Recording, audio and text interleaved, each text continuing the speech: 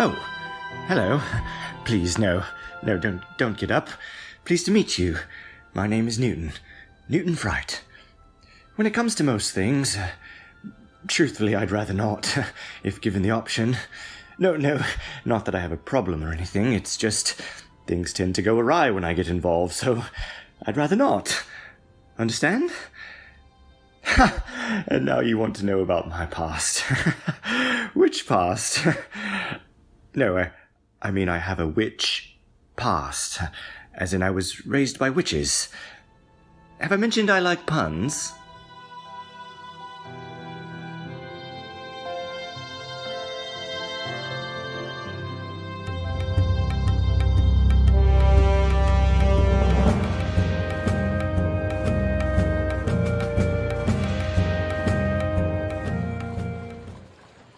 Yeah, I see you staring, and I know what you're thinking. Like I'm some savage beast. I guess there's some truth to that. I mean, I grew up like most gnomes do, in a marauding pack raiding the weak to survive. I was a handful. I mean, I caused so much trouble, the pack gave me the name Havok. And that was going to be my life. Until I found a new path with the Guardian Light. I still feel all those primal urges the way I did before, but now there are these new desires. The desire to protect. So keep staring if you want. I just may have your back one day. And maybe you'll see me in a new light. A Guardian Light.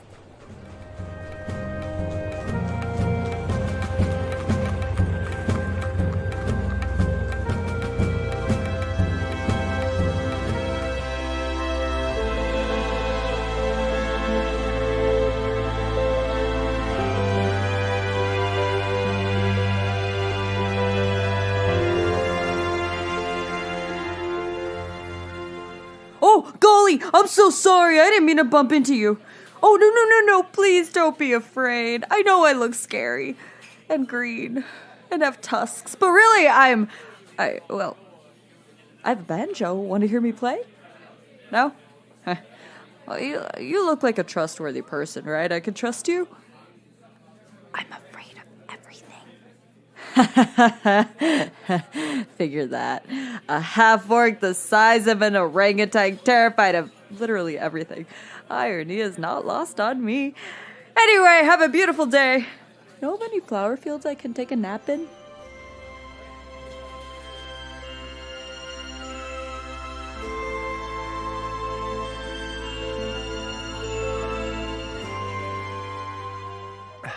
Thanks for the drink, stranger. Where'd I learn how to play like that? My muses rent their abilities for the night. Their price is undivided attention and rivers of ale. Where am I from? I'm from the echoes of Yukon with a broken voice, the wandering melodies of Jack's Polaricide, the breath between Herod McQueen's finishing note and thunderous applause. The pull at your belt from a too heavy money pouch. Mine's not tugging too hard at the moment, but please, ask me more personal, probing questions. Will I come to your party? Yes, I've heard of your carousing. Did I hear right that you woke up drunk with... Oh, it's happened before? Oh, I'm sure the priest didn't mind at all, but let me ask you this. Do you know the name Gaad? Never heard of him? Good. Well, I will come play for you and your rich friends. It would be your pleasure, I'm sure.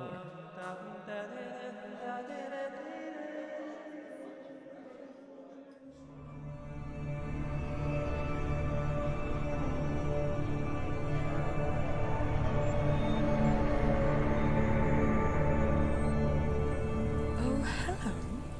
Aren't you beautiful? I'm Ezra. Bess. Lovely to meet you. Please don't touch the hair. It is as luscious as it looks, but we're not that close yet, darling. Oh, you're here for one of my parties. I'm afraid I haven't thrown one in quite some time, actually. I wasn't aware there were still people around that used to go. Well, it's always good to see a friendly face, and such a pretty one at that. Who knows? Maybe another party will be in the near future. Yes, yes, I'll be sure to invite you. Ta-ta now.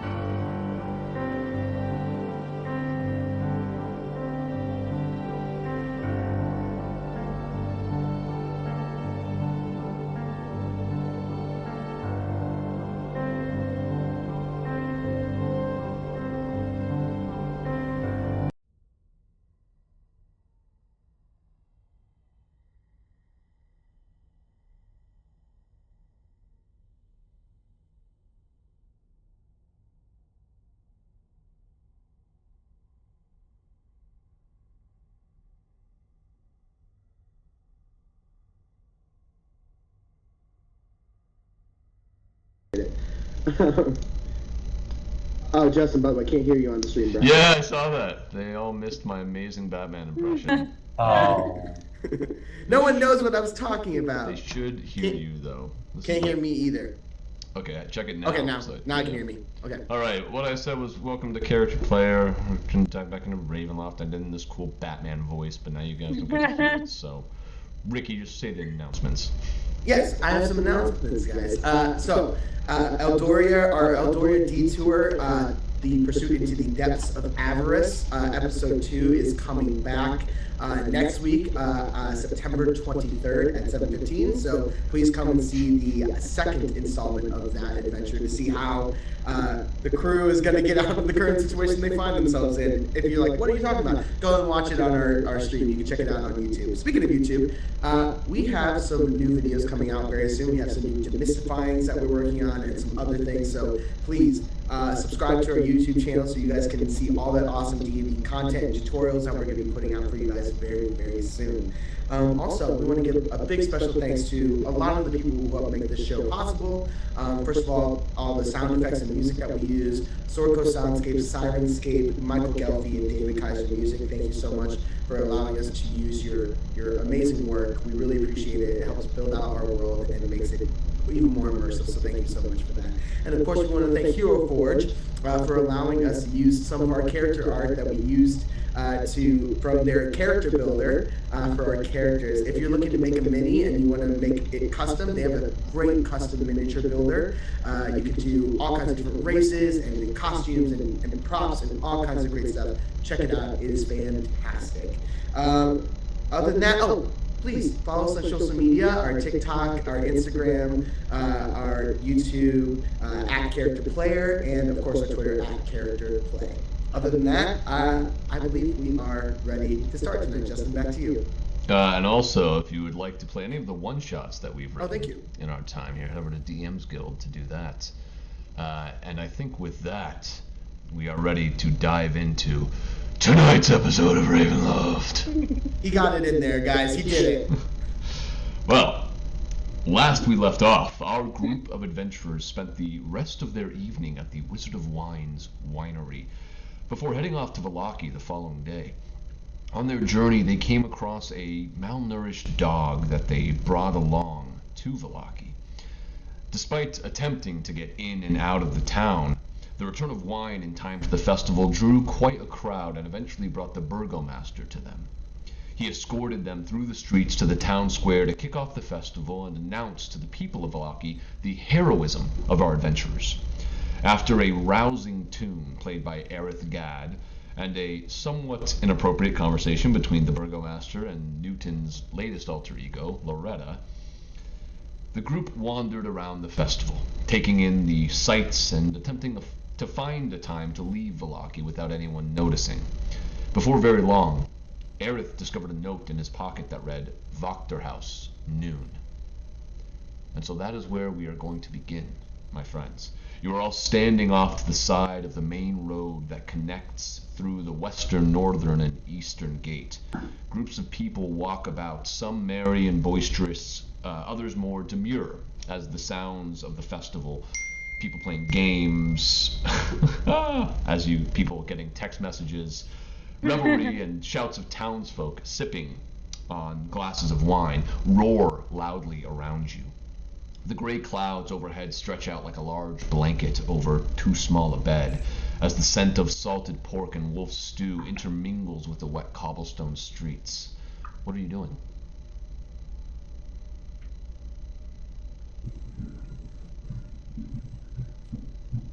Wait, how much time do we have before noon? At this point, it's about 11 o'clock, so you got about an hour.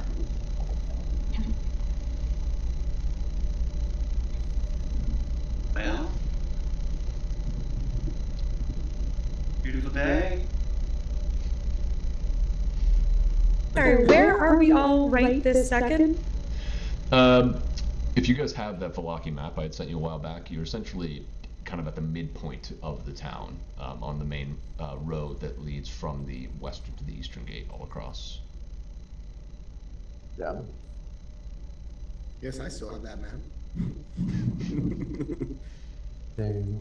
So you're maybe about a 5 minutes walk from the Blue Water Inn, maybe even less to get back to the town square where you had where the initial celebration of the Festival of the Blazing Sun took place. You're kind of in the center of the town.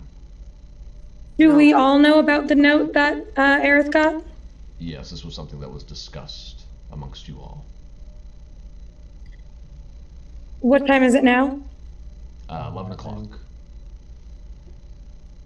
Do we know how long it would take us to get to Wachterhaus?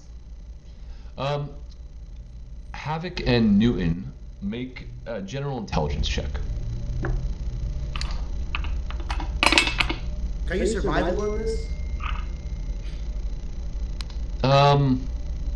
No, I don't think this is as much survival. It's just trying to guess from your journey about last time. 14. And Newton, what'd you get? Oh wait, that's with disadvantage because I'm still having level of exhaustion. Oh, that's a natural 1 then. Intelligence, that's a dirty 20. Okay. Newton, you and Havok had made a journey up to the lake when you were last in Vallaki, and you passed by the Wachterhaus. You would guess it would take no more than maybe 15 minutes. Oh. Look, Well, we can walk over there for a quick jaunt, if you like. See what this note's about. so you guys want to go to the Wachterhaus, right? That's what you guys want to do? Well, we should, shouldn't we? Look, I don't. You kind of see like Havok kind of like really stiffen up a little bit. She kind of like hunches, her shoulders kind of clench. Look, I don't think that's a good idea. Well, It just doesn't feel right. I agree. It doesn't feel right, but to be honest, the Master scares me even more. So I think we need allies, and not necessarily trust them. Look, I don't feel comfortable playing these types of games where we're saying one thing to one person and then trying to like weasel our way in with another person. It just feels like and you kind of see her eyes kind of start to like some like purple aura kind of start to leak out of her eyes a little bit. It doesn't feel right. You know, it just. well, I'm not It talking. seems like it's a recipe for disaster. Is what I'm trying to say. Okay. Take a breath, darling, first of all. Havok, make a wisdom saving throw as you take that deep breath in. Breathing in the kind of rainy, muggy weather. With disadvantage, that's a 14. You do find it a bit more calm in that moment. You guys see that kind of purple aura kind of dissipate, and her kind of this like angry scowl that was kind of coming over her kind of softens. Good. If you would like to stay, maybe take a nap. We can go to the Wachterhaus, just see what the situation is. We won't make any decisions, we won't do anything. I do need to get ready for my meeting. You could escort me there, Lady Havok. We could go back, we could get ready, and then we could go and see the Burgo Master.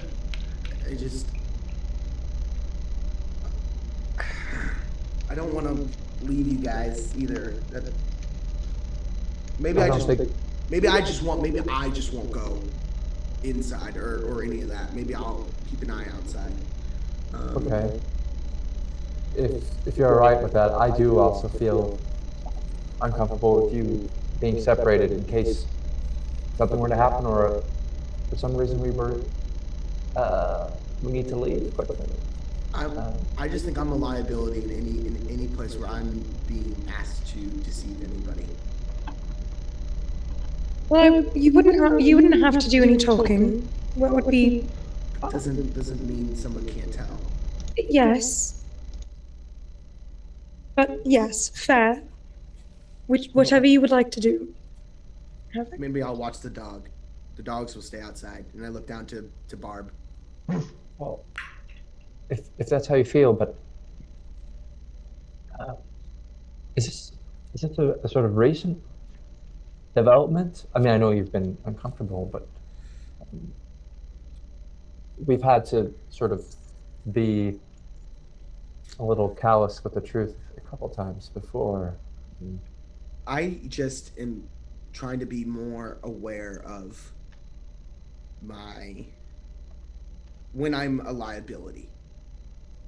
And I just want to be careful. I just want to be careful with who we talk to here. That's all. Well, and I actually kind of shoot a look over to Stiki with that as well. When I say who we talk to. Just a quick glance. Stiki, make a perception check. 14. Okay. Yeah, you see that look.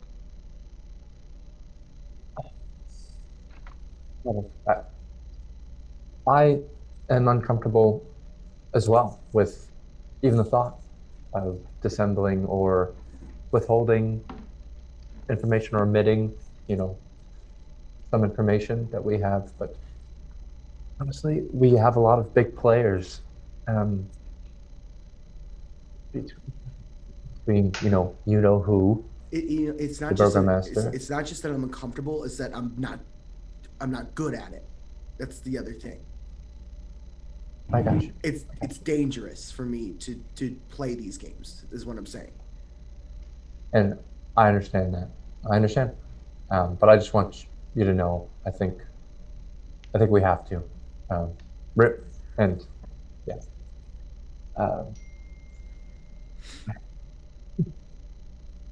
Sorry. We could always use the excuse that we just got a dog, and Havok is the owner, so she has to take care of it outside. I don't know if that'll really. Yeah, it's weird to bring a stray dog in another person's house, right? That's like a social faux pas.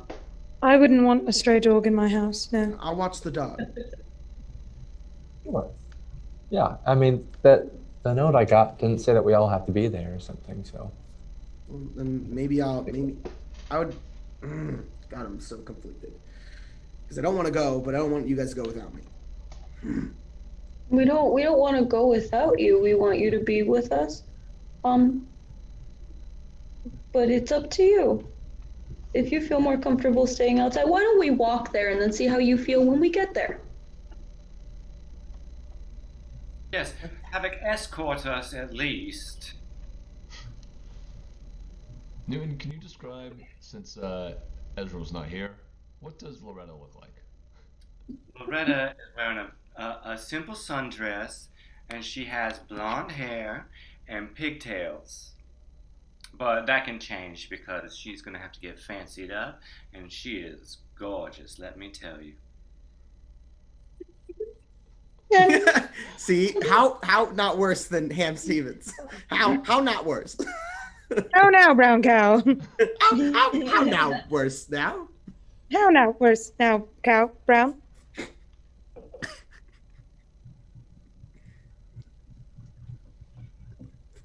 Well, we should probably freshen up. Did we get dressed up for this festival? What do we look like? You guys were traveling from the Wizard of Wine, so whatever you think you would have worn during that travel attire. God, I need a bath, please. It only takes 15 minutes to get there, right? Wait, we had a bath last night. You take more than one bath a week? Ow, my head. Or even a month? Like, I'm lucky to get multiple baths in a month. Nikki, darling, look at my hair. Is it graying anywhere? Do you see any grays? No, I don't see any. You're beautiful. You're a beautiful man. You look clean. Thank you. I don't feel it. Please, can we go have a bath? Yes. Well, yeah. Right. And Ezra's gonna start to head toward the Blue Water Inn. Okay. you guys start making your way to the Blue Water Inn. And again, the streets are pretty crowded. Everyone who lives in Vallaki is out because they have to be. Start to head toward the Blue Water Inn. Okay. You guys start making your way to the Blue Water Inn. And again, the street. Is that you, Ricky? Sorry. Just heard a big echo of our stream. I don't know Yeah. what that was, but I'm not sure. I have my headphones in, so it's not me. okay. Anyway, you guys make your way to the Blue Water Inn. You see that there are a lot of people kind of out and about in front of it. You also see a little stand that has been set up that Danica is currently behind, handing wine to this large half-orc who you recognize, Ezra and Havok, as Dragomir. As who? Where do we where do we recognize him from? He is the gentleman who owns the shop where you bought Havok's armor. Oh, the armor that I'm not wearing anymore. Oops. He notes that and cries. Oh yeah. By the way, Ezra, I'm decked out in this really, really nice, like, beautiful, like plate armor now. Like I look like a badass. Just so you know. Yeah, and you do notice, Havok, that people are giving you kind of nods of respect as you make your way through the streets in that armor. You do look pretty intimidating. Swaggy. Hey. Danica passes Dragomir the wine and says, "All right, anyone next?" Oh, me? Thank you. Hey, yeah, Stiki, how you doing? I'm doing okay, Danica. How are you? Well, it's business is booming, so I'm doing good. What can I Oh, get you? good. Hello, Danica. How are you this afternoon? Hi. I'm doing all right. Business is booming. Kind of just what I said to Stiki there. I love your frock, Danica. Thank you. Would you like wine? Oh, I would, please. And a bath. Is it possible to draw a bath? Yeah, we can get someone on that for you. Thank bath you. will be 5 silver. The wine's 8 silver.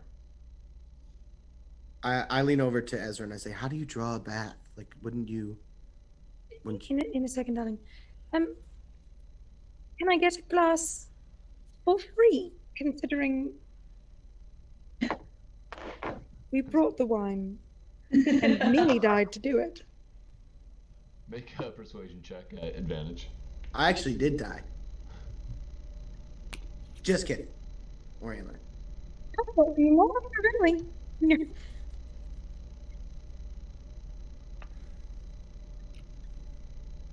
That's fucked.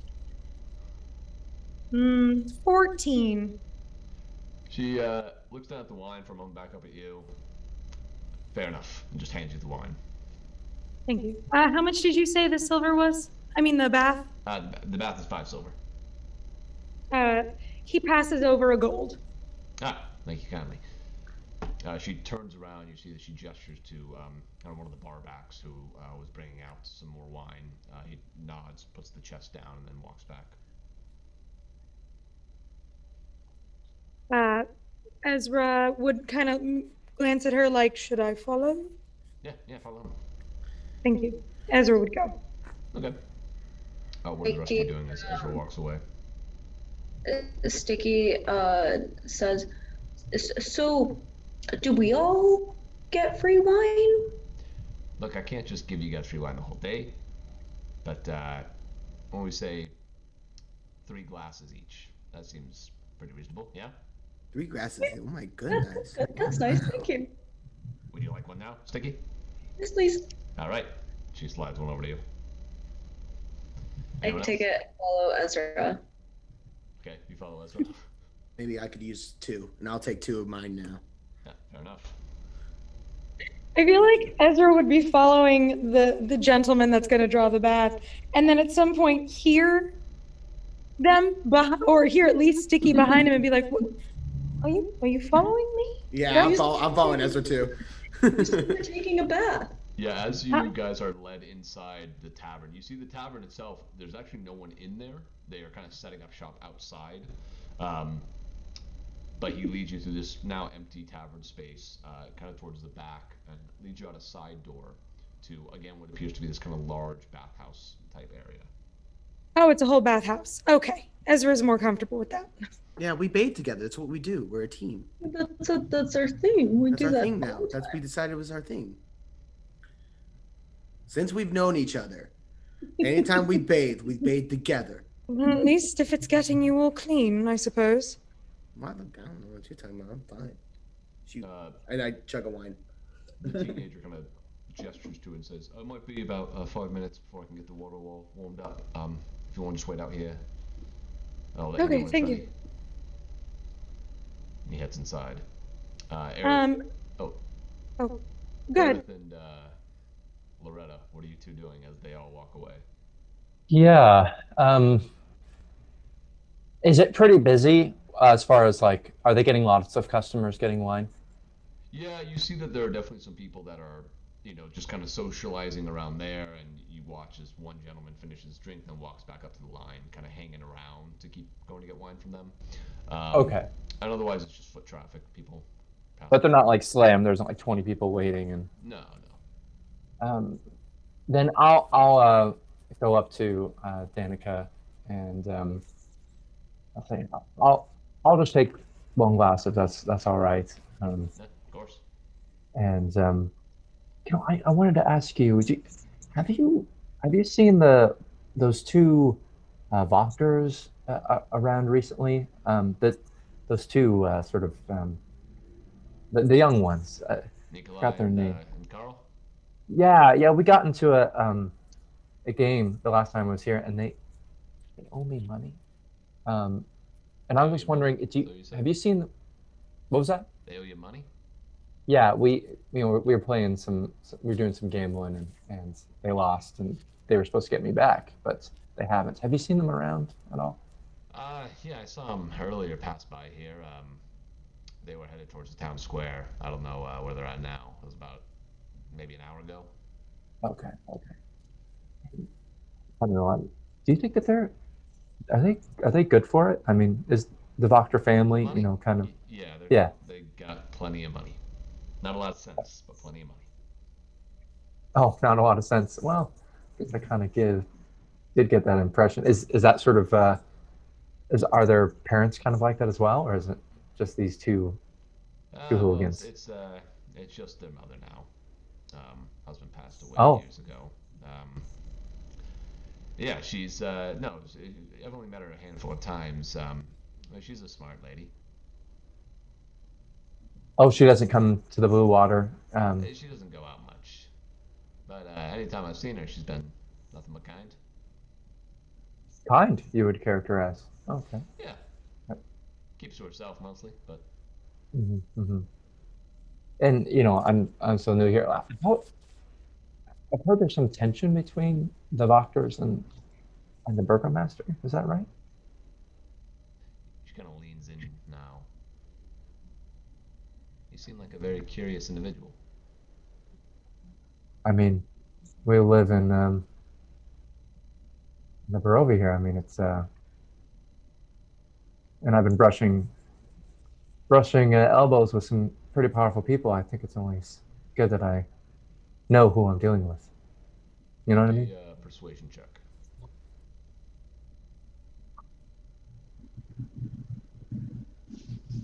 Okay. And I assume it's a disadvantage. It is. That's 17. You see her look up for a moment, kind of glance around at everyone, and back to you. Yeah, there's some tension there. Burgomaster's son was supposed to marry Fiona's daughter a little while back, and well, the wedding got called off. No one's quite sure why, but the daughter went mad, so.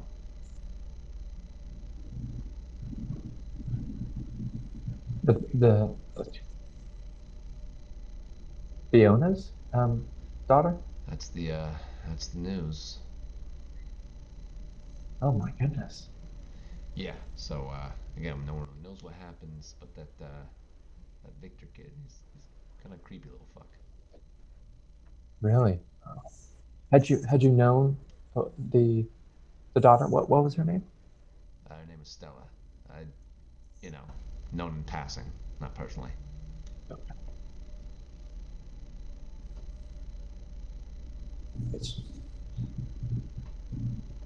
Well, I kind of look around. Is the orc still half orc still here?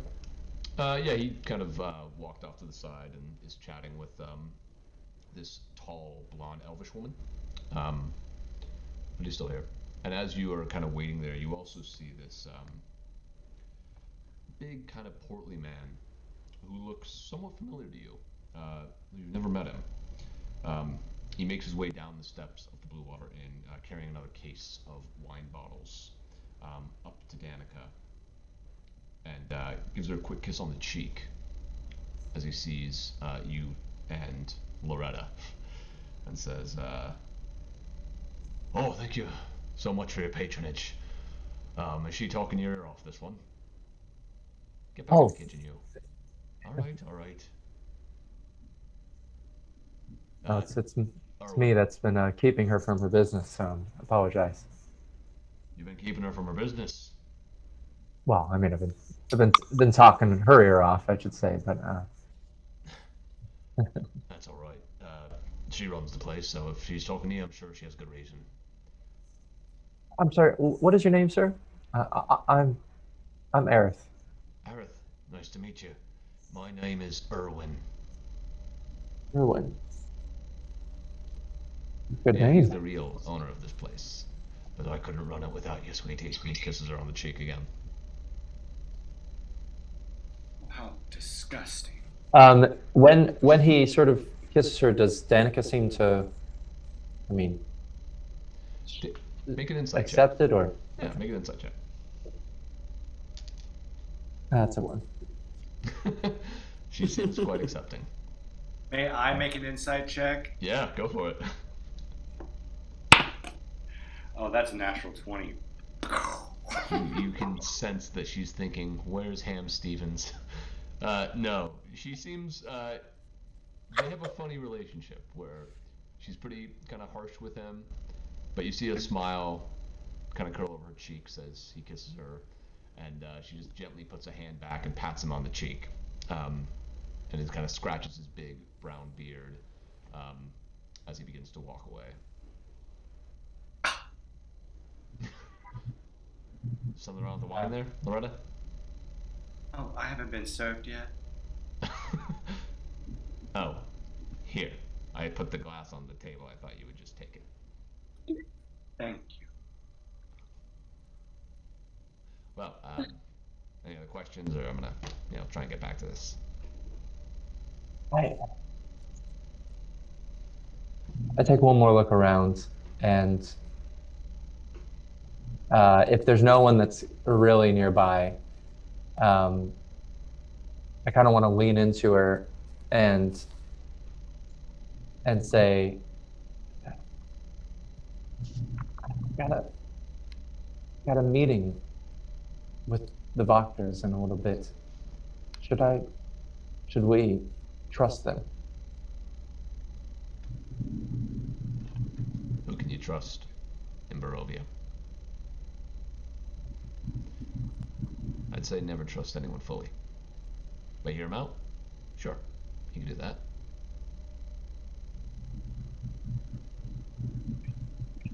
All right, thank you. Thank you so much for the wine. Thanks, Danica. I sort of take my leave. Loretta? Yeah, seemed like you're about to say something there. What? When did you meet your husband? Years ago. We've been together for 20 years. Seems like a nice man. He's a great man. You love him? Really not your business, but yes. Well, I'm looking for love myself. Right, well, good luck with that. And she turns away. I could have a date later. That's great. It seems like you might have found it then. Oh, it's with the burgomaster. He's married. Oh, he doesn't seem to care, and I don't either. Huh. Well, it's good to know the type of person you are, I guess, off the bat. you Well, don't mind, I have to continue selling, so. At that know moment, anything I should know about this man before I get involved? Ask around. I'm sure you'll find out everything you need to know. Well, you said, I mean, I was eavesdropping, I'm sorry. But you said his last relationship went sour before he met his wife. Or was it while he was with his wife? What are you That's talking what I- about? She kind of leans into you now. I wasn't talking about the Burgomaster. I was talking about his son. His son was set to marry Fiona's daughter, and that wedding was called off, and the daughter apparently went mad. Okay? So what you're saying his son is single, is what you're saying. Oh my god. She just turns away. With that, we'll jump over to the other three. Waiting outside, the door to the bathhouse opens. He says, "All right, it's all ready for you. Are you all going in?" It's what we do. Okay. Did you two pay the 8 silver? Or the 5 silver, sorry. Okay, sorry. And I Oh, I reach in. thought that was for the group. Yeah, I thought that was group rate. Yeah. I paid enough for one of them. No. I got it. I'll give a gold. Oh, thank you very much. All right, well, how about it? There are some fresh towels in there that you can use to dry off when you're done. Thank you. Mm-hmm. Ezra would go in and disrobe. Oh yeah. It's gonna take me a while to get out of this new armor, but yeah, right away. A fair amount of time. 2 that moment hours where you're like trying to later. reach a clasp over your shoulder and kind of just turning around in a circle because you can't quite get it. Could someone help me with this, please? Sorry. Oh yeah. Come here. I was like, Ezra would already be sinking into the water. Sticky helps. Okay. Yeah, it's easy enough for you all to get in there, and it's very warm, very soothing. He would sigh and lean back. Soothe some wounds. I lift Barb into the bath with us. No, dog out. Barb's I'm not turn. catching mange because I'm bathing with a dog. Well, we're trying to wash the mange off of her. No, you can clean the mange in a separate bath or with a well outside. You know, if I'm Not going in to the be hot perfectly bath. honest, I probably have mange. Get the dog out of the water. Hey, Barb, and I set him down. Stay. Thank you. Just kind of shakes off. Sorry, Barb. Make an animal handling check, Havok. Okay. At disadvantage. Yes. 6.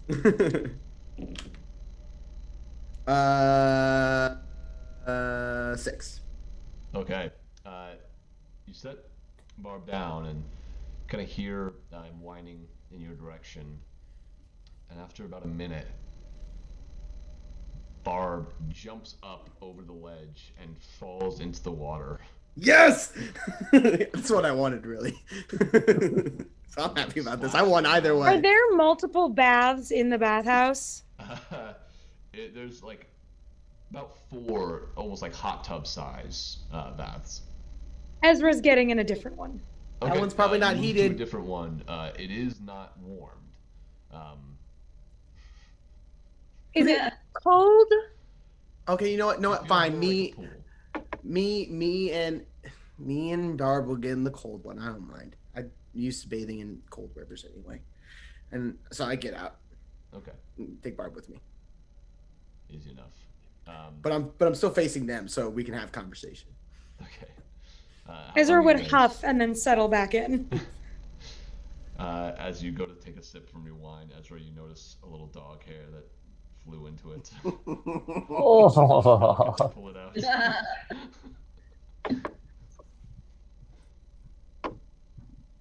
You got it. All right. How long are you guys spending in the bathhouse? Can't. Wait, It has you to be said a it was fast one, 11. right? Yeah, we only have an hour. Ezra would probably try to get out at like 11:25. Well, you think that's gonna be enough time to walk 15 minutes out there, 15 minutes back, and have a conversation with the Wachter. You know what? That's Well, not. aren't we supposed Sorry. to No, see the take that back. Take that back. That's not a Havok thing. That's too smart for Havok to do math like that. No. Well, let me clarify above board. Isn't our meeting with the Wachters at noon? Yeah. Okay. Well, I thought we were meeting the Burgomaster at noon. It said Wachterhaus noon. That was the note. Oh, got you. My bad. I'm so sorry. I Oh, misunderstood. Loretta is meeting the Burgomasters later tonight. That's what it is. Okay, got it. My bad. I'm so sorry.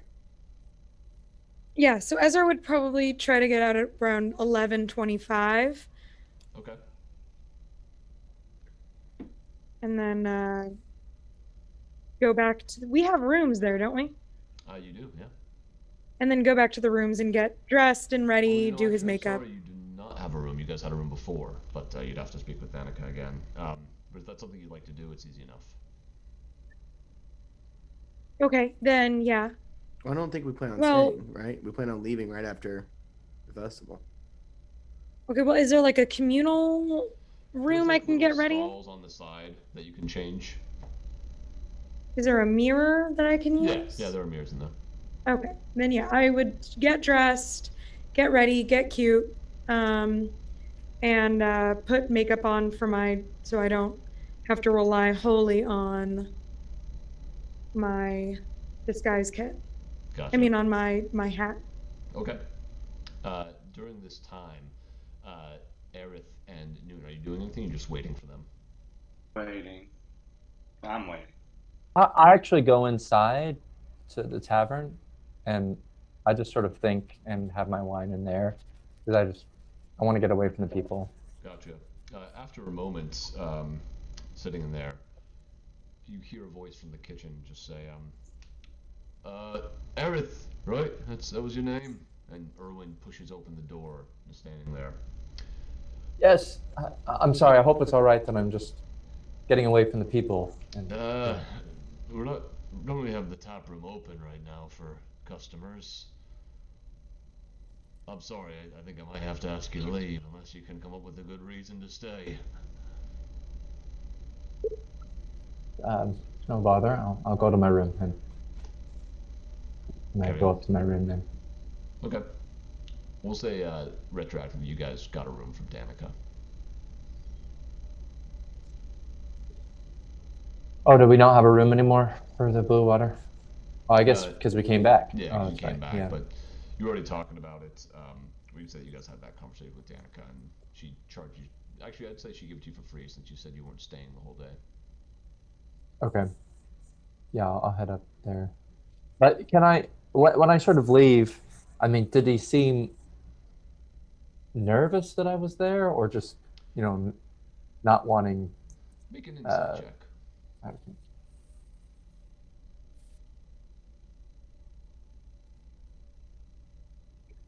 It's going to be a 7. You get the sense that it's less even about you. It's more just kind of like he fears that it would bring more people in, and they do have the tap room closed. Gotcha. So yeah. Yeah, so I go up and wait for the time to leave. Okay. I'd say after your appropriate amount of waiting, Ezra, you guys make your way back out of the bathhouse. Head out to the front and see Loretta standing there drinking her wine. Seeing a lot of people kind of pass her by. And Aerith, I'd say you probably heard them going through the tap room back out. All right. And gather my things and join them. Okay. You guys reconvene outside of the Blue Water Inn. The crowd's somewhat dispersed from around that area, though there's still a lot of people walking around the streets. Shall we make our mysterious meeting? One moment. Hmm. Is there an alley anywhere? Is there anywhere I can hide for just a second? It definitely seems tougher. There's just so many people out and about. You get the sense that it will be more challenging, but there definitely are some spots that you could try and duck into. I just want to make an outfit change. That's fine. Oh, we do have our room.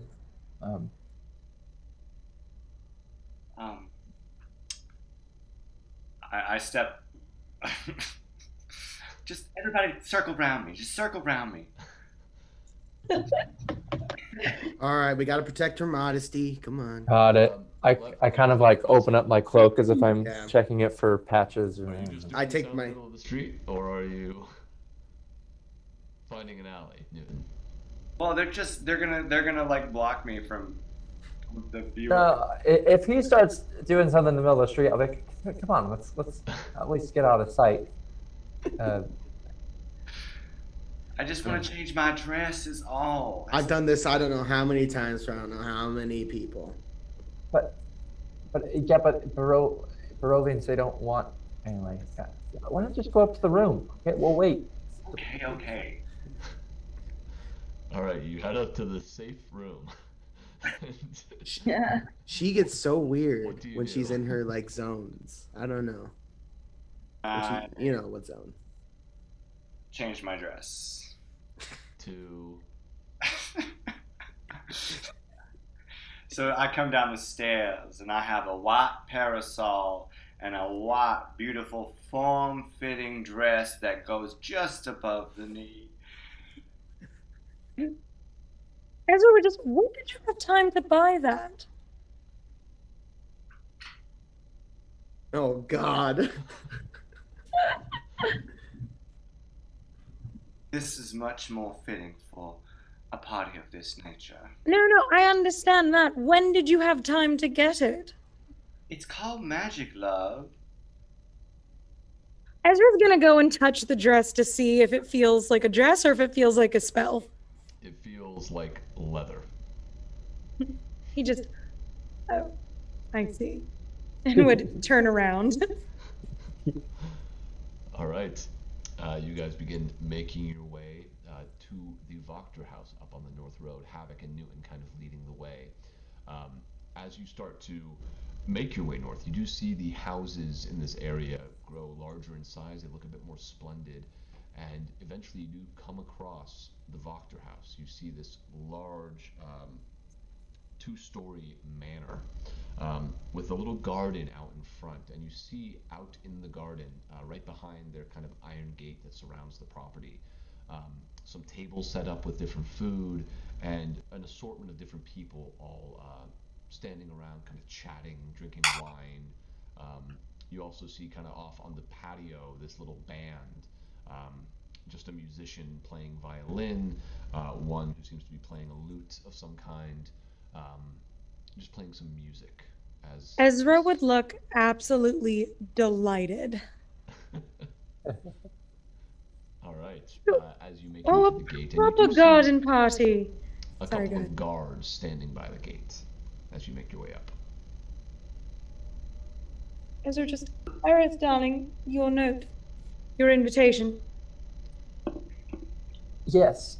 DM, really quick. Did this seem like an invitation that was written, or? It definitely seemed a bit more hasty than a formal invitation. I mean, As your group walks up, oh, you hear someone calling out to you all. And turning, you see this older woman. She has these kind of like pearl bracelet around her wrist, dressed in this blue top with kind of purple shirt underneath that's poking out. Her white hair is up in this elegant bun. As she looks out at all of you, you see kind of her wrinkled face and blue eyes as she says, Yes, come on in, please. Lady Fiona, I presume? Indeed. She reaches a hand out to you to be taken. Yes. Thank you so much. Please, friends. She kind of turns over. Ezra would reach his hand out. Is she doing it like a handshake or like the lady? The lady, yeah. Then he'd take it and do the actual gentleman thing and kiss his own thumb. And just, Ezra, Bess, lovely to meet you. And you? Your party looks gorgeous. Well, thank you so much, and thank you even more for attending. I didn't know you'd be arriving, but I'm happy to see all of you. Please, help yourself to any food or drink. And I'd love to hear more about how you retrieved this wine. Oh, it's quite an adventure. Is it? Yes, one we nearly didn't escape from. Oh, and you see her face kind of sense of worry come across it. Oh, I was like, I can't see what your face is doing. Yeah. Sense of worry come across it as she just says, well, Let me go over Twitch and see. Quite glad that you are all here and that the worst Yes. didn't occur. Yes, we're still recovering from our ordeal, so thank you so much for your hospitality. Of course, of course. Please, come with me. I'll show you some of the food that we have here, and perhaps we can get to know each other better. I understand you've been in Vallaki for a little bit of time before you went off to be heroes and rescue our wine. Tell me, where are you from? I hope you don't mind my asking. It's just you don't strike me as Barovians. Well, we are, as I'm sure you've heard stories of individuals finding their way to Barovia. One morning, just sort of appeared here. I have. You see a glance kind of over towards Havok. I'm afraid I didn't catch your name. What was it? Oh, my name? Yes. My name's Havok, and I kind of put like a hand out to shake. She smiles for a moment and reaches out and takes your hand and shakes it. I shake it very firmly. Oh, you must be gentle with me. I don't have the strength I used to have. Oh, I'm so sorry. That's all right. And who's this little one? She looks down at the dog. That's Barb. Bob. Very nice to meet you, Bob. And she kind of leans down and starts to pet Barb on the head a bit. Be nice, Barb. So you're all not from Barovia, and yet you find yourself here. How are you feeling about that? Are you enjoying our home? It certainly keeps us busy. No, I'm not. Not even a little bit.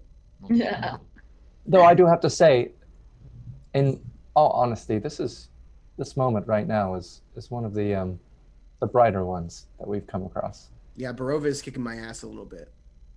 I'm so sorry to hear that, Havok.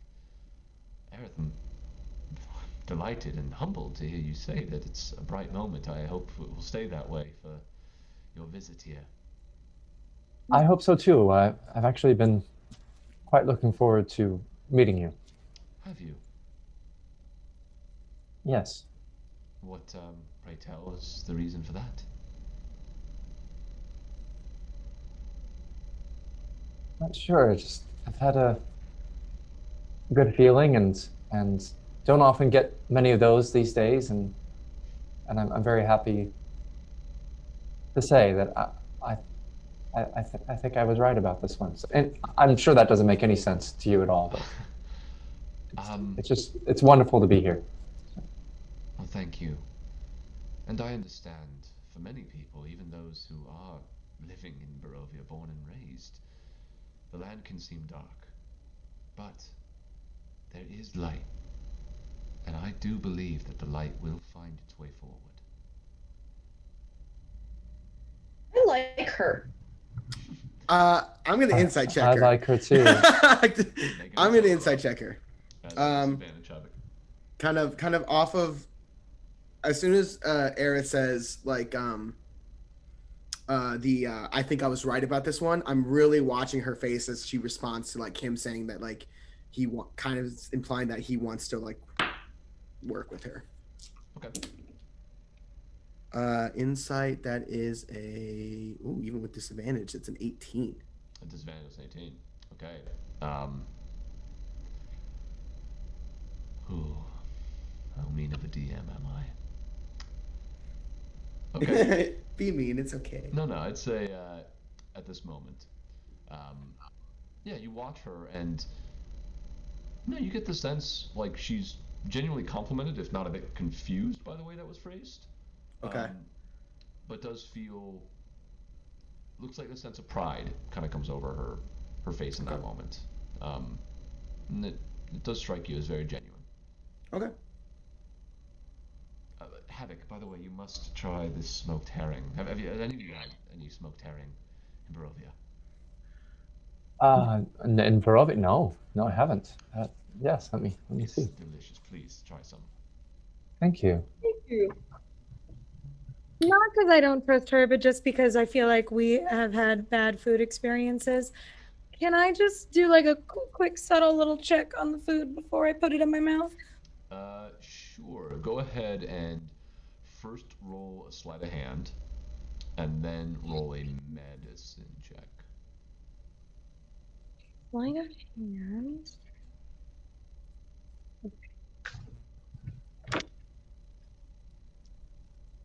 I'm rolling it because I don't have a very high stealth sleight of hand, so I'm. Okay, 13 for that. Okay. And then medicine, you said? Yes. Ooh, 10. Okay. You feel like you do it subtly enough. Kind of tough to tell because you are, there's a lot of other party goers, and even though there's definitely less traffic up this way, there are still people kind of just walking around the streets.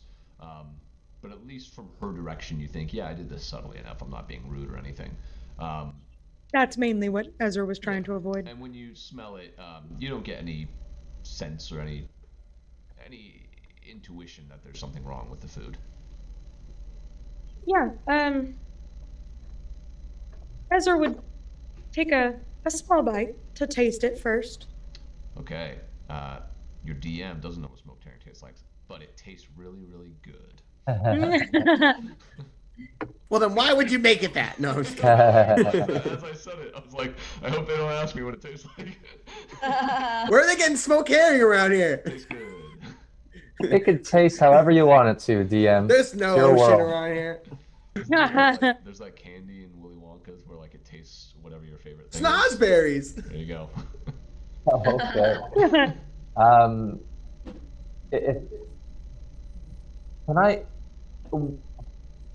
When I'm sort of looking around, is anyone talking about the festival? Like, is the language of the Blazing Sun, or do I hear anyone say all is well or anything like that in this vicinity? Make a perception check. And we'll say, just as you guys have kind of gathered and have had some moments of just looking around at different people, you do recognize that Rictavio is here. You see Vasily von Holtz chatting with a woman off on the side, and those are the people you recognize. I don't think you recognize anyone else. Okay. I got a 13. A 13? You definitely don't hear that phrase, all is well. You hear some references to the Festival of the Blazing Sun, but you don't hear all is well. Okay. Are there any like of the paraphernalia, like the wicker? Yeah, you like... see some wicker suns. There are. Yeah, there's a somewhat larger one kind of in the center of this whole area, and then there's some smaller ones that are along the fence. Gotcha. Okay. But I would say, having seen a lot of the preparations, you know that the fence ones are most likely ones that were just done by the town, but that the people had to put up. The one in the center, that would have been a Fiona choice. Okay. Thank you. Well, it's truly so nice to meet all of you. Tell me, what do you have planned next? I mean, you saved everyone's wine. Is there something else you're going to save next?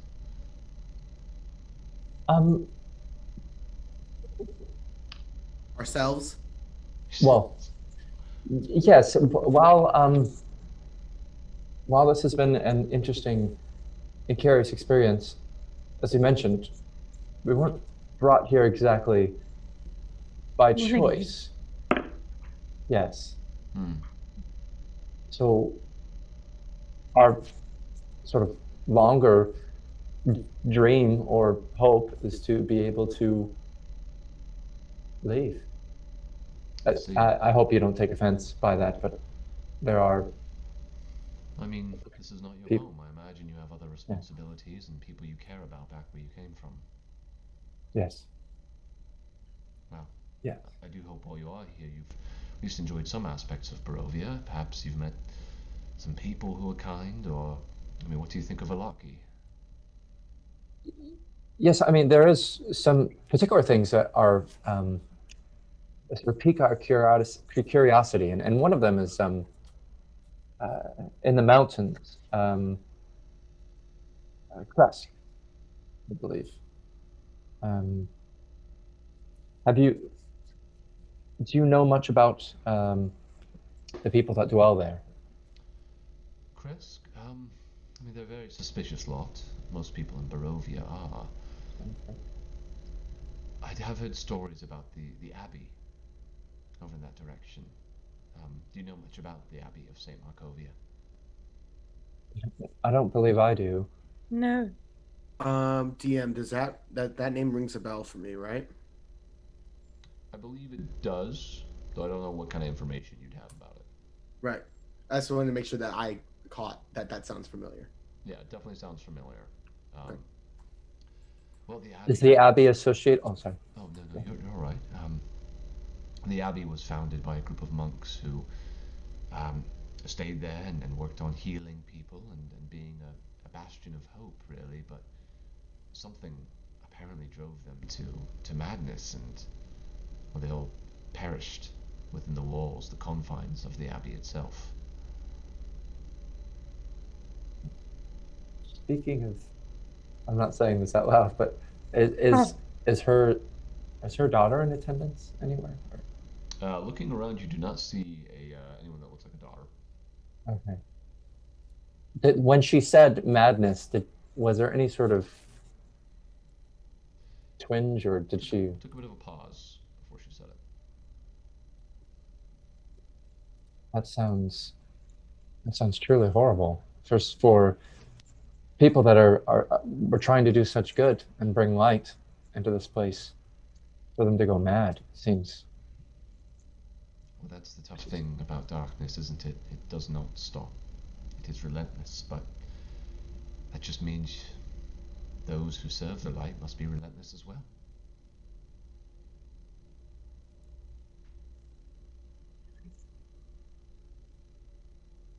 I'm surprised by you. I hope in a good way. Yes,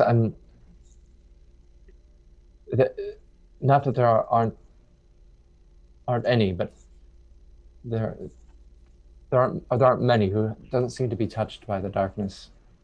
Well, I do believe most of the people in Vallaki can find their way to the light if they are guided.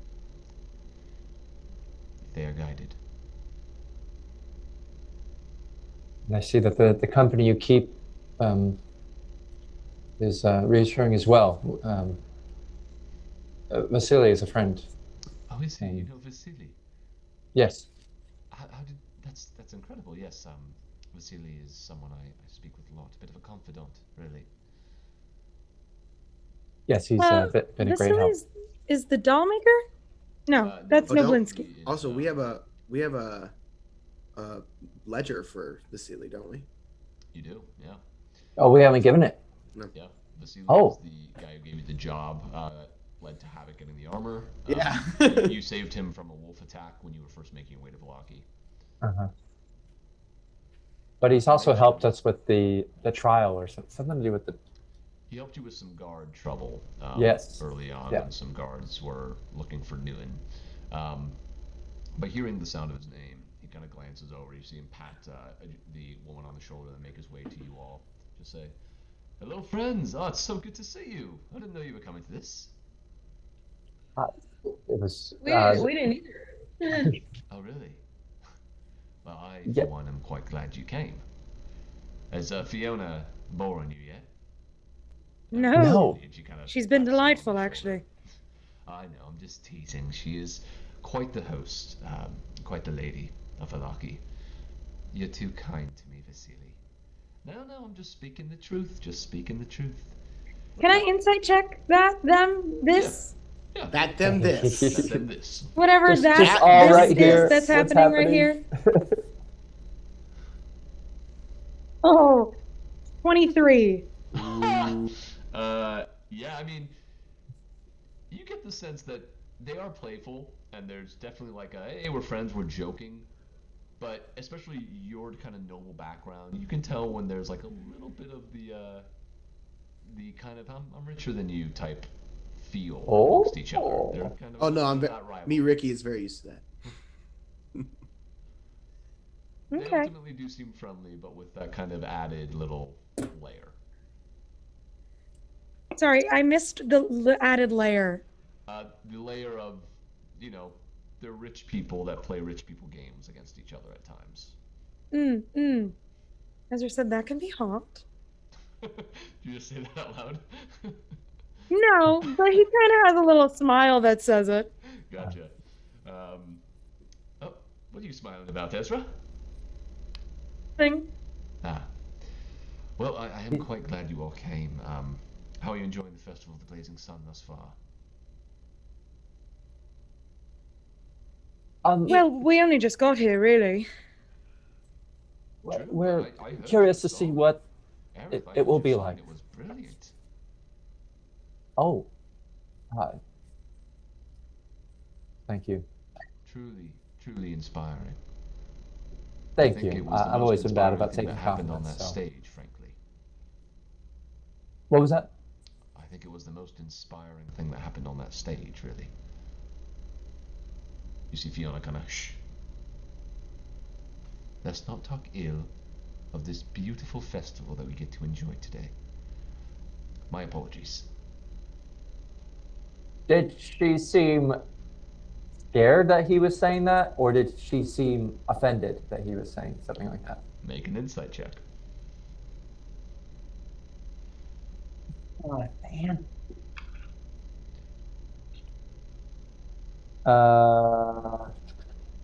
Why can't I find it?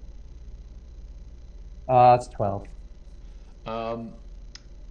Definitely closer to scared than offended. Gotcha. At that moment, Loretta, you feel a tap on your shoulder. You turn around and you see Nikolai Wachter standing behind you. Hey, it's me, Nikolai. Hi, Nico. You look, you changed, huh? I do that from time to time. Yeah, totally. Me too. Totally change when I have to, you look as beautiful as Flower. as a flower. I got that. Thank you. This dress is my lily white dress, so nailed it on the head. Lily white, that was clever because I said the flower thing.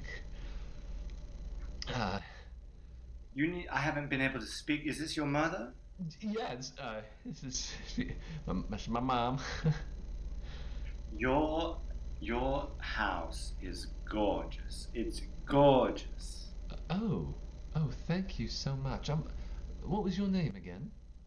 It's Loretta Lynn. Loretta Lynn. Looks like my Nikolai is quite smitten with you.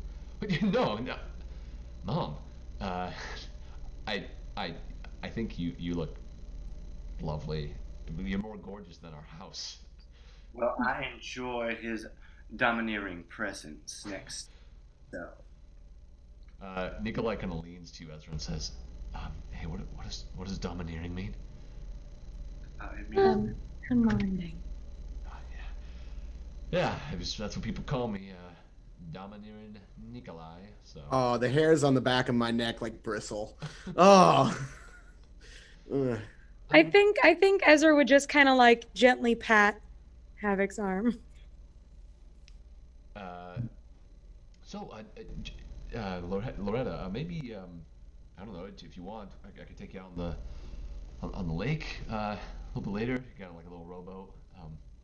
I would love a tour of this beautiful estate. The estate. I mean, yeah, I guess I could do that. I want to see it all. At that moment, as you see his face blush beet red, you hear a voice that at this stage maybe prickles the back of all of your necks a bit. Fiona Wachter! No.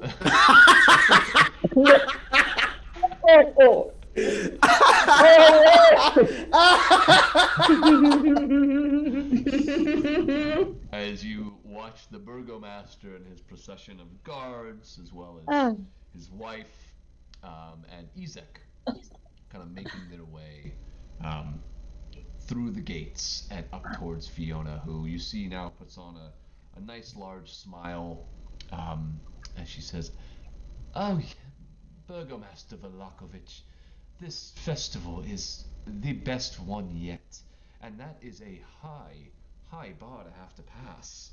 He said, "Yes, all will be well. I'm glad you finally came to your senses, Fiona. Of course, I don't know what I was thinking before. And I see you've met my heroes." And he puts his big meaty hands on your shoulder, Aerith. Can I roll an insight check on when he sees us talking to, like, that we're there? Yeah. All right. Disadvantage, but yeah. Yep. Hi, Fergie. Fuck, that's terrible. That's a natural 1 plus a 6, 7. Gotcha. Yeah, tough to read. He seems very somewhat inebriated, first off, and just kind of rioting on the emotion of the festival. You just see people kind of waving to him as he walks in, and he puts his hands on Aerith's shoulder. He kind of shakes him a little bit. "This one, did you hear his song earlier? Oh, what a talent." Thank you. "Are you all getting along? Finding out anything you need to find out about each other?" And he kind of, you feel this, Aerith, just kind of grips your shoulder a bit tighter. We're getting to know each other very well. Isn't that right, Fiona? Yes. All is well. All will be well, that's right. Yes, it's these adventurers are quite heroic. Quite the company to keep, really. Yes, I have certainly found some good people to help us lead Vallaki to a brand new day. A new day is one that would be most welcome. Yes, all will be well.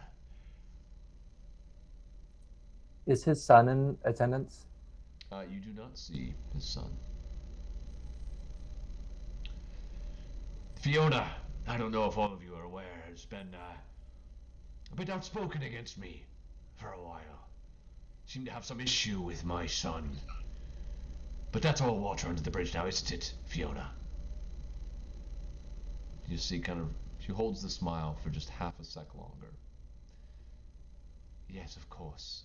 I was lashing out in my anger at what has happened to my daughter, and I took it out on you, which is unfair of me to do, oh wise burgomaster. Yes, well, never let it be said that I'm not a forgiving leader. That's just one of my many incredible qualities. And he smiles over towards you, Loretta. Is this boy bothering you, Loretta? Oh no, just having a chit chat. Well, he kind of walks closer to Nikolai now and gets uncomfortably close in his face. You might want to back away. Ezra might just take like a half step, like not a big one, just a quarter step, gently closer to Nikolai. Gotcha.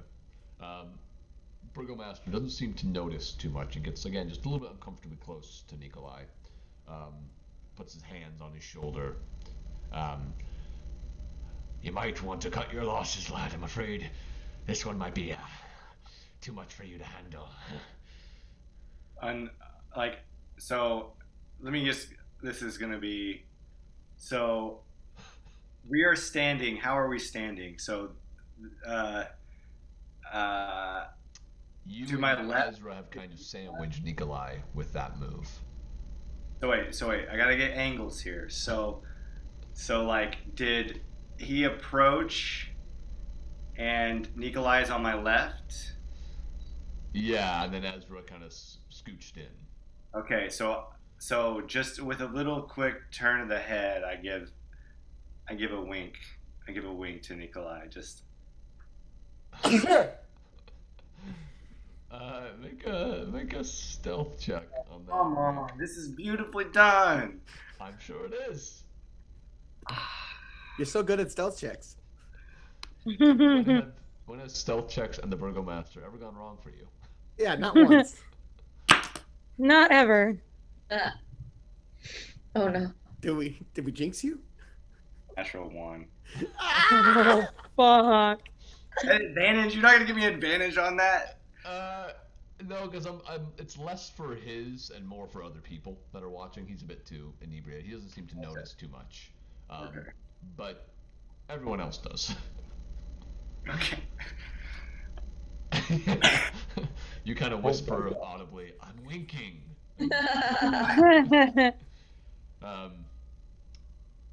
As he says that to him, and you finish your wink, he turns to you, Loretta, and offers to take your hand. Excuse me, Nico. It seems that this gentleman needs my attention. Yes, I was wondering if we might walk around these gardens for a moment. Just the two of us. I would love that. Nico, I hope we can continue this conversation at another appointed time. Yeah, alright. It's fine. In the meantime, Nico, I would love a tour if you've got the time. Yeah, I think I could. Can we do that? I suppose so. Remember, there are some rooms that are off limits to guests. Yeah, of course, Mum. Yeah, follow me. And as Ezra would the follow. Burgomaster leads Loretta away, and Nikolai begins to lead Ezra away, we're going to take a break. So we will be back in just a little bit to see how the rest of this little lunch thing goes. Party. Our garden party. Yes, our garden party. Oh my goodness. All will be well. All will be well. And, It won't. Once I figure out my Streamlabs thing here, we will go to break. So we will see you guys all in just a little bit. Woohoo! Thanks, everybody. See you soon. Bye, everybody.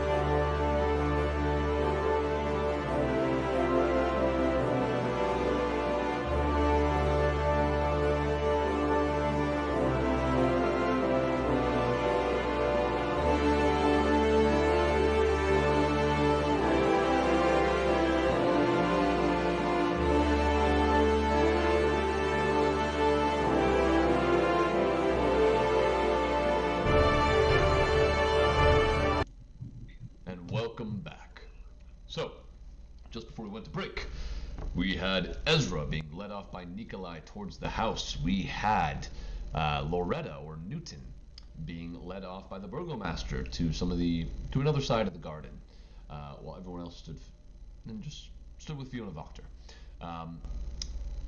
At that moment, as you begin to be led away, Loretta, Ezek makes his way up to the burgomaster, and you see him say, the parade is going to be starting soon. Burgomaster, I don't know if we got time for this. Ah, of course, Ezek. How could I forget? Everyone, I'm afraid we're going to have to put this little garden party on hold for the parade. The festival of the blazing sun must commence. Come, follow to the town square. Are we gonna go? Oh, we're going. Yes, my dear, but you can ride in the carriage with me. Oh, thank you. And as he starts to lead you out of the garden, and you see Fiona kind of nodding to some of the staff that were working on taking plates win and such, they start to kind of clean up a bit. Yeah. I'm gonna go over to Vasily. Mm-hmm. And I'm gonna just kind of pull him aside, like with a very kind of solemn look, and say, Vasily, I'm really sorry to tell you this. We did find that cart. Very sorry. They didn't make it. That saddens me to hear. I'm sorry, I didn't mean to dampen the mood or anything, but I'm wearing the armor, and I know you said we could have it, but I'm sure it was weird to see me walking up in it without talking to you first. I thought you wearing the armor did portend to that end, and well, I do thank you for telling me. It is quite sad. I'm really sorry, but we do have your book. I think Aerith or Ezra might have it. Yes. Whenever you get a moment, I would love to have it returned. Yeah, I just wanted to let you know before people get swept up in the celebration and forget. Of course. So. The armor does looks good for you. Thank you. It didn't fit when I first put it on, and then weirdly it fits really good now. So. Well, as you guys are talking, a little horse-drawn carriage is kind of pulled up, and you see, being pulled behind it is kind of this wooden plank, on it bearing this large wicker sun. The burgomaster heads up into the cart, offers a hand over to you, Loretta, to help you up.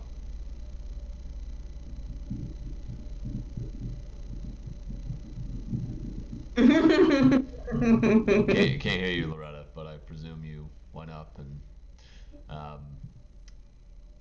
as Loretta rises in, you see his wife get in on the other side, like a four-person cart. I'm with his wife. His wife's in there too. Oh my god. Gets in the cart as well. Sits opposite you and the burgomaster. Oh god. Wow. Messy. I love it. I love it so much. It's messy. And with that, you see some of the crowd beginning to part on the street to allow them to pass as the burgomaster stands up on the cart and says, "Come, everyone, come! The parade begins!" And he starts riding the carriage slowly through the streets with the crowd following behind in this procession. What are you all doing? Where were Nikolai and I when that announcement was made? You guys were on the stairs leading up to the porch. What is he doing? He kind of looked at you and said, maybe next time then, and starts to walk to follow.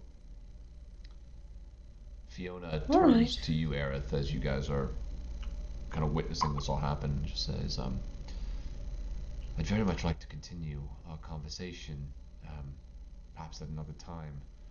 I don't know if you all are planning on staying in Vallaki this evening, but if you are, I'd love to have you as guests at my home. I mean, are there lots of people around at this moment, I'm guessing?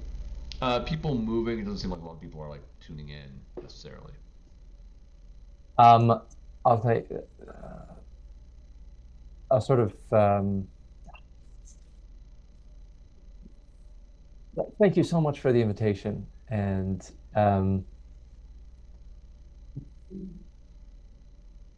I'll go in and sort of take her hand and sort of kiss it, and as a gesture of like, thank you for being so gracious. And when I sort of look up, I want to whisper, but I think that our meetings will not go unnoticed. And sort of smile and bow. She holds her arm out for you to take it, kind of, lace your arm into hers. Okay. And as you begin, she begins to walk, leading you out of the garden to follow the procession. And she says, at this moment, I believe that I am in quite good graces with anyone who might be watching. Might just be the only time we get a chance, even if it's just for a drink or dinner. I would very much like to talk with you and all of your friends in a more private manner. I agree. That sounds wonderful. We'll make it happen. We'll be here. Lovely. Unless old Loretta is otherwise Right. exposed. You might want to warn her about getting too close to the Burgomaster. Oh, we have. Where? Loretta is a free spirit. Is it? Or one that sort of came in on the wind and may just blow away again. Who knows? But I appreciate You speak your spirit. I appreciate your concern. All right. As she continues kind of leading you out, what are the rest of you doing? I walk up to Stiki after finishing with Vasily, and I say, "Hey, Stiki, I might have a dumb question here." There's no such thing as dumb questions. Not true. Get out of here, Ezra. Yeah. Like what's a parade? Like what I've never seen one, and I don't know what to expect or like what. Is that judging by your judging by your reaction? That is a dumb question. Stiki places his hand on her shoulder and he goes, No, it wasn't a dumb question. A parade is a kind of like everybody gets together and they walk together and there's cheering and there's so it's like a hunt. No, we're not hunting anything. We're walking together to celebrate something. We're walking together to celebrate something? Yeah, people, they're going to be cheering and singing, and there might be dancing, and I guess we're a part of the parade now. Oh, you can just be a part of a parade?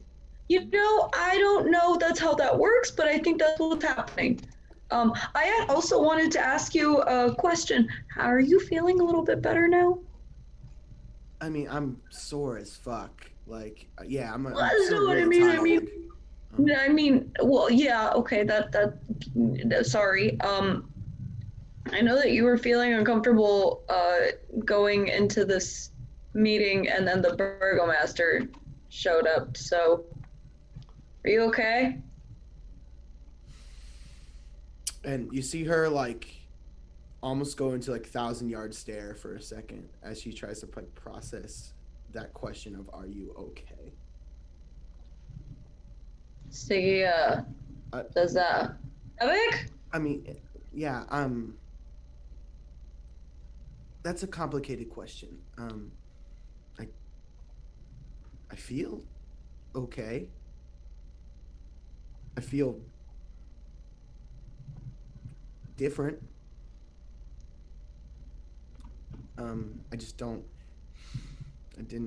I just didn't feel very comfortable with this idea. That's all. That's all. Yeah. As you say You know me. What? As you say that, you hear the burgomaster's booming voice shout over the crowd. Wait! I need my heroes with me. It turns to all of you. Come! Stand on the back with the wicker sun. Oh my goodness. Oh, No. above board. This is giving me midsummer vibes. I think hard. Ezra pushed He's gonna forward. burn us alive. Ezra was kind of like just kind of hanging back behind kind of watching everybody. But with that, he'd surge forward and come between Havok and Stiki and loop his arms between both of them. Yes, all will be well. I'm gonna be in a parade. You are going to be in a parade. Congratulations. Is You it an also honor? see these groups of children dressed in pretty tattered costumes made with like these different flowers that are all around them begin kind of leading the way, walking in the front. You do see Claudia Belasco, Stiki, the woman who runs the orphanage, at the very front, kind of leading them on. Just kind of darts her eyes in your direction as she sees you. And stand up. Also, really quick, just above board, Ezra, you just cock blocked the fuck out of me, bro. Oh no! Did I? I didn't know if things had progressed since I was gone. Oh, the last session was just them together. Oh, my bad. Stiki, as Miss Belasco looks at you, just see her kind of mouth your posture to you. And Aerith, you get on top of the on the back as well. Yes. Oh, that's right. I'm afraid of her.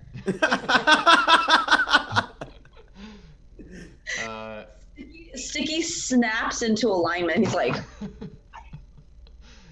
You guys are standing on the back, and as the parade continues, and Fiona, as you left her grasp, Aerith just kind of pats you on the arm as you go forward. As it continues, the burgomaster kind of waving to everyone turns back to all of you and says, Stiki, are you going to put on a show now after Aerith did his opening song? oh no, I'm okay. I think I'm going to wait because my shows I try to make it more one-on-one experience. Nonsense. It's the festival of the blazing sun. You must perform. Me, Mark. Okay. You see people clapping for you all as you continue along your way. Every now and then someone shouts out, "All will be well," and the burgomaster kind of points at them, "All will be well." All will be well. You guys hear the sound of thunder overhead. Dun, dun. And you can eventually making your way to the town square, where it looks like pretty much everyone in Vallaki is gathered at this point. Your carriage gets drawn right up in front of the same stage that you were on earlier, as the burgomaster, with a bit of a flourish, steps down, again taking or offering his hand to Loretta.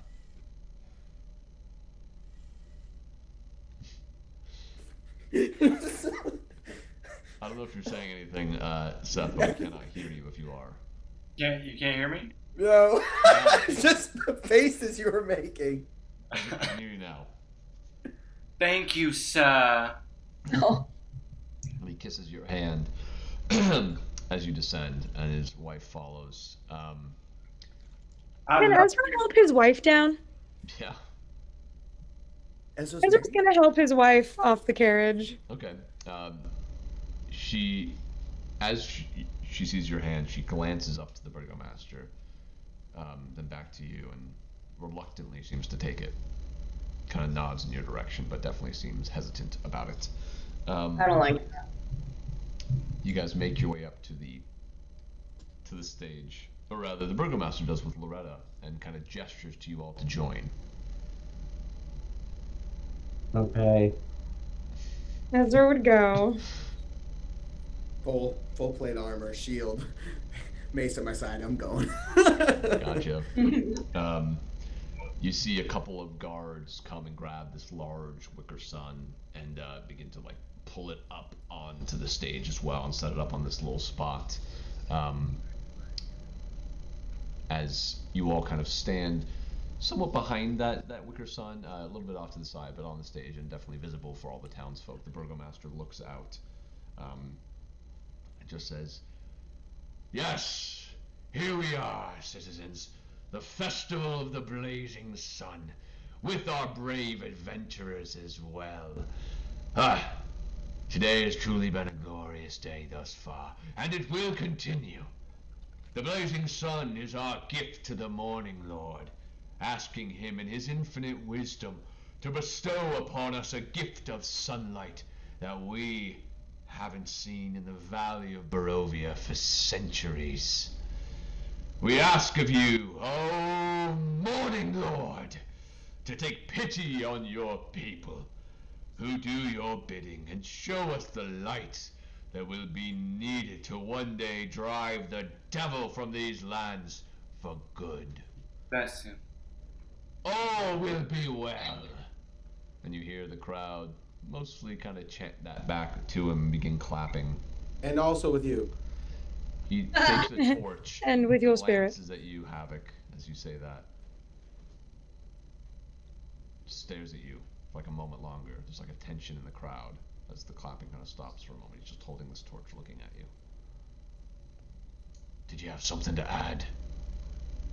Oh, he did. He did. She did. She said it was time for me to sing to you. Not yet, Stiki. Let us light the sun first. And as he says that, another roar of thunder overhead as rain begins to drop in sheets. Oh, I'm glad I brought my parasol. And he goes to light the wicker sun, and it begins to catch and then fizzles out. He reaches for another torch, begins to light it again, kind of smiling through it. Begins to light the sun again, and it catches and then fizzles out. And there's a silence coursing through the crowd. Such a huge sea of people, and yet you don't hear much other than the frustrated mutterings underneath the burgomaster's breath. He tries it one more time, and as he does, you watch as the sun begins to catch a bit more. The flames begin to spread, and then it fizzles out. And you hear in the crowd, and at that, it's weird seeing nearly every head in unison turn to the source of the laughter. As the crowd parts, and you see a guard covering his mouth, eyes wide as he's looking up at the burgomaster. The burgomaster looks out at him and says, "Bring him to me!" And you watch as two other guards swiftly descend on this guard who looks around and says, No, sorry, I'm sorry, it's just a cough, it was a cough. And they pick him up by his arms and start dragging him through the crowd that parts to make room for him up to the stage. And as they do so, they bring him right up to the burgomaster and hold him there on stage. And this guard, you can now see up close, is this kind of younger guard.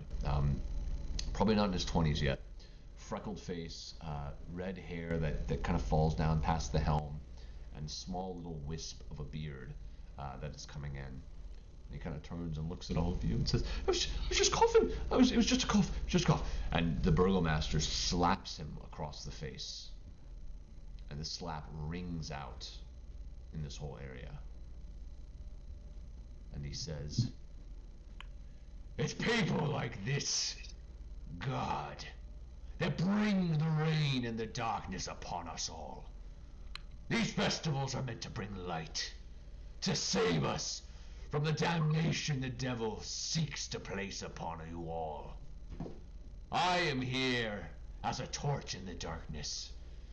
And when you have villains like this one, and he turns to the guard again, you see now as he looks back to you, there are some tears streaking down out of the guard's face. Well, then you know what we need to do with them. Yes, we do. Make sure that they're not around to darken this Burgomaster. Burgomaster.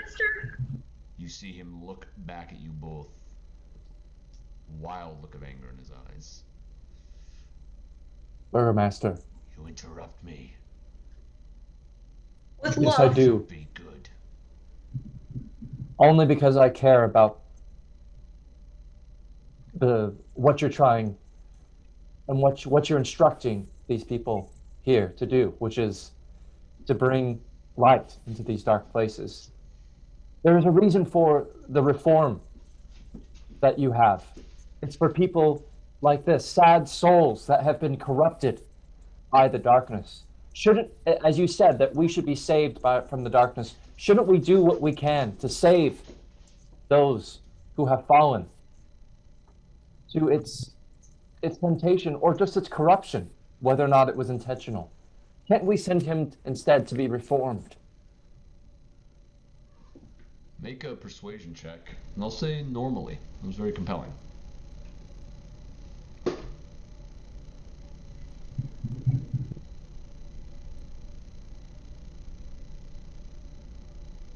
And I'm gonna use my card. I say Cardic inspiration. Cardic Goes over. Just to make sure that it's 30. Woo! Oh my god. Okay. I'm not sure, but it definitely has a good chance. Master, again, look of rage upon his face as he's looking at you, Aerith. But your words do seem to penetrate. He looks to the guard, grabs him by the back of the neck, in a movement that is faster than he looks, this burgomaster. Kind of throws him to the ground at your feet and says, you think this man with everything you got, because he's the only reason you're living to see another day. And the guy looks up to you and just says, thank you, sir. Thank you, sir. Thank you. Stiki helps him to his feet and just like pats him to calm down. Okay. The burgomaster's still holding his neck. Oh. As you. Stiki holds his hand out and he says, Burgomaster, we don't mind helping form this guard so that he... No, Stiki. For now, and he kind of wrenches him back up again. The guard lets out a cry of pain. Lars here should serve as an example for the rest of the festival. Put him in the stocks. And you see some of the guards come and take him and lead him back towards the other wooden platform that's raised. And start placing him in the stocks. And the rain is coming down harshly now. The burgomaster kind of looks at the wicker sun for a moment, shakes his head, and back out to the crowd. Well, all will be well, everyone. The festival of the blazing sun continues, and it continues with a performance by one of these heroes, Stiki Rock. Take it away, Stiki. And Stiki, you know, there's good ways to warm up a crowd for an act. And then there are awful. And then there's whatever this was. And whatever this was has destroyed the spectrum. So, can I, as Stiki, like, is standing next to me, can I like tap him on the back and kind of like behind his back cast guidance real quick? Yeah. Guess guidance. I'll do that. Yep. Okay. Stiki, what are you doing? The whole crowd, all the heads turn in your direction. Stiki is shaking. You can see his knees visibly like trembling. And as I tap him on the back, I whisper in his ear, "You can do this. You can do this." Okay. And Stiki takes a step forward and he says, "Hello, everybody. What a wonderful time for us to all come together and celebrate this beautiful community." Woo! Yeah. What a better way of celebrating than to celebrate with a little song. Woo! Anyways, people like cheer along with him. The burgomaster very loudly claps behind you, and then kind of puts his arm around your waist, Loretta. Okay. Stiki pulls out his lute and he says, "Well, I wasn't prepared for this, so I'm not warmed up. Just letting everybody know. Here we go." And then he starts singing. And at last I see the light, and it's like the fog is lifted. And at last if you know the song, everybody sing along with me. Havok leans over to Ezra and is like, "I fucking love this song." Ezra would join along. The sky is new. Stiki, make a performance check at advantage, and you get to add that D4 for guidance. Oh, sweet. Oh, thank God. Oh, no. Can I use my Cardic, please? Okay, and then a D4. Yeah, maybe save the Cardic till you roll that D4. No, yeah, I need it. Okay.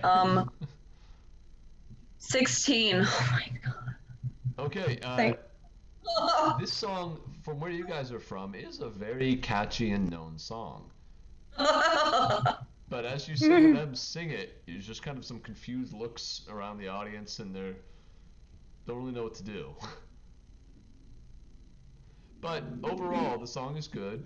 Everyone seems to enjoy it. You get the sense from some people, Aerith's just looking out at the reaction, that some of them are enjoying it because the burgomaster's staring daggers a bit at the crowd. It's okay. Not everyone's there. It's all right. Yeah. And Stiki, your song comes to an end, and the crowd begins clapping and cheering for you. Cool. Stiki is in tears by the end of the song. Like totally he's totally broken down. Baby Just like, boy. Thank you, everybody. Thank you. This is the biggest show I've ever done. I really appreciate it. Thank you. Question, DM. Yeah. Is the father in attendance? The sort of priest? Yeah, make a perception check.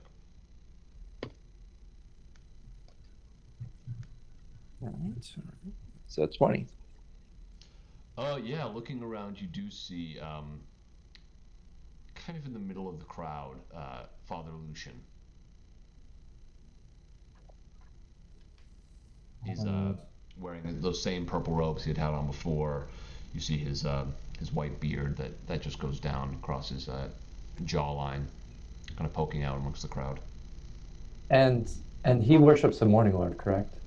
He does. Can't believe I didn't ask him about all this. Does he seem perturbed to be here visibly in any way? Or Make an insight check. what happened? 14. Tough to tell at this moment, but he is one of the people that is not hiding the look on his face quite as well. It's very set in stone. He's not smiling. It's just kind of looking at all of this. Okay. And Thank you. with that, the burgomaster kind of walks up to you, Stiki, grabs you by the shoulders forcefully and kind of shakes you a bit. Stiki rock, everyone! What a hero! Thank you, everybody. Now, let's not let the darkness, as he points back to the stocks, where you now see the guard up, ruin this festival. Please, enjoy the games, enjoy the merriment, and should you want to cast any stones, well, your targets are right over there. And he gestures back to the guard in the stocks. And with that, the crowd cheers once again, begins to disperse a little bit. The burgomaster turns to all of you and just says, I appreciate your counsel, Harith. All will be well. All will be well, and I hope you do not take offense, but it is only because I care about what you're trying to do here. I am a strong leader, and I know good people when I meet them. Pray tell, how was your meeting with Fiona? Did she speak ill of me? She did not. But it was a preliminary meeting. We had only spoken a few moments before you graced us with your presence. She spoke very highly of you, and we had some smoked salmon. Herring, darling. That's what I meant. Herring. Well, it's good to hear that she's falling in line. I must get back to the festival. All will Probably be for the well. best. Yes.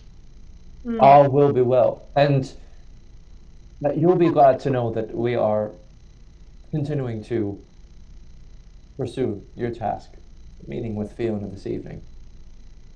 Very good. Very good.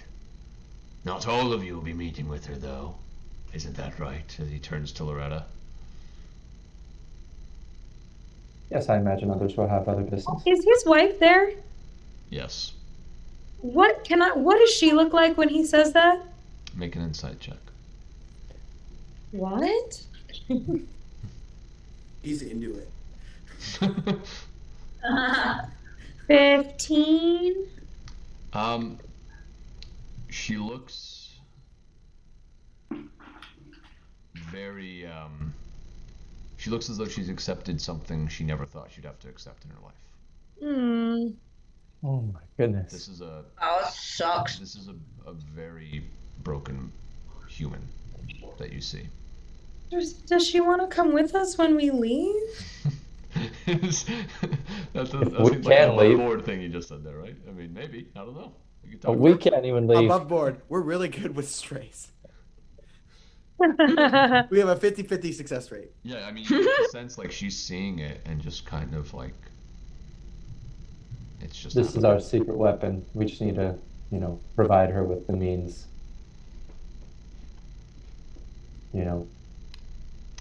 And with that, the burgomaster kind of comes up to each of you individually. Aerith gives you like this massive hug as he holds you in close. The smell of like stale wine and it's just, Man, I could guy. taste it. Yeah, It's you horrible. can taste this guy. His I smell hate is it. pungent. Stiki, he does the same to you. Ezra, he comes to give you a massive hug as well. Goes to you as well, Havok, kind of grabs you by the shoulders and says, "What was it you said?" Oh, I think I was confused about the response. So I said, and also with you. Wishing you and also a good festival. Just stares at you for a moment. You sure you weren't trying to belittle me? Bring some Can help. Ezra hear this conversation? Oh, He's whispering it pretty close to Havok. Okay. Make a perception check. Stiki is watching intensely, also. Like, trying to read the lips. 19. Yeah, I'd say then you are pretty much hearing him. You were probably closest to Havok, other than Stiki, so you are hearing this, Ezra. You're trying to bring darkness into this festival, Havok. Havok into the festival. Ezra, I think Ezra would just softly put a hand on Havok's shoulder and not like lean in, but do like a gentle lean in, and just forgive her, sir. She doesn't have the etiquette that we were raised with. Apparently you don't either, as I wasn't talking to you. No, but I am here to protect my friend. He just looks at you and then steps back for a moment. Well, Havok, next time I give a speech, you just let me do the talking. Stiki grabs Havok's hand and like kind of moves just slightly in front of her, like non-threateningly, and says, "We'll make sure that Havok's good. She'll be okay." You have friends to protect you, Havok. That's something to be happy about. Ah! All will be well.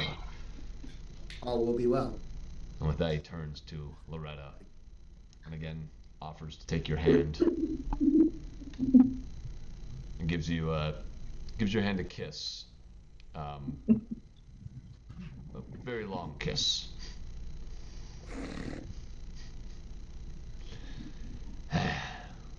So, come by the mansion this evening as we can discuss some business opportunities you might have in Vallaki.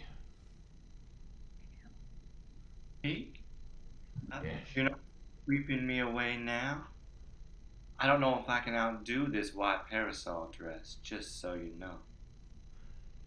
Well, you are eager, aren't you? But I do have, I have things I have to take care of. But, this evening, Well, I better see you. I will be looking forward to it. Yes.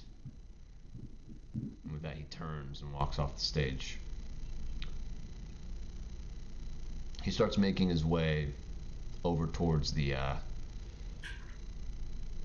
stocks where the guard is in. And you see him talking to some of the guards who are watching over. Kind of nod, look back as he walks away to the guard, and then look to some of the people that are about. Just say, "All right, step on up. We got some rocks if you want to toss them. Step on up." Has the burgomaster left? He started walking out of the square now. Ezek joined up with him, giving you a glance, Aerith, as he did.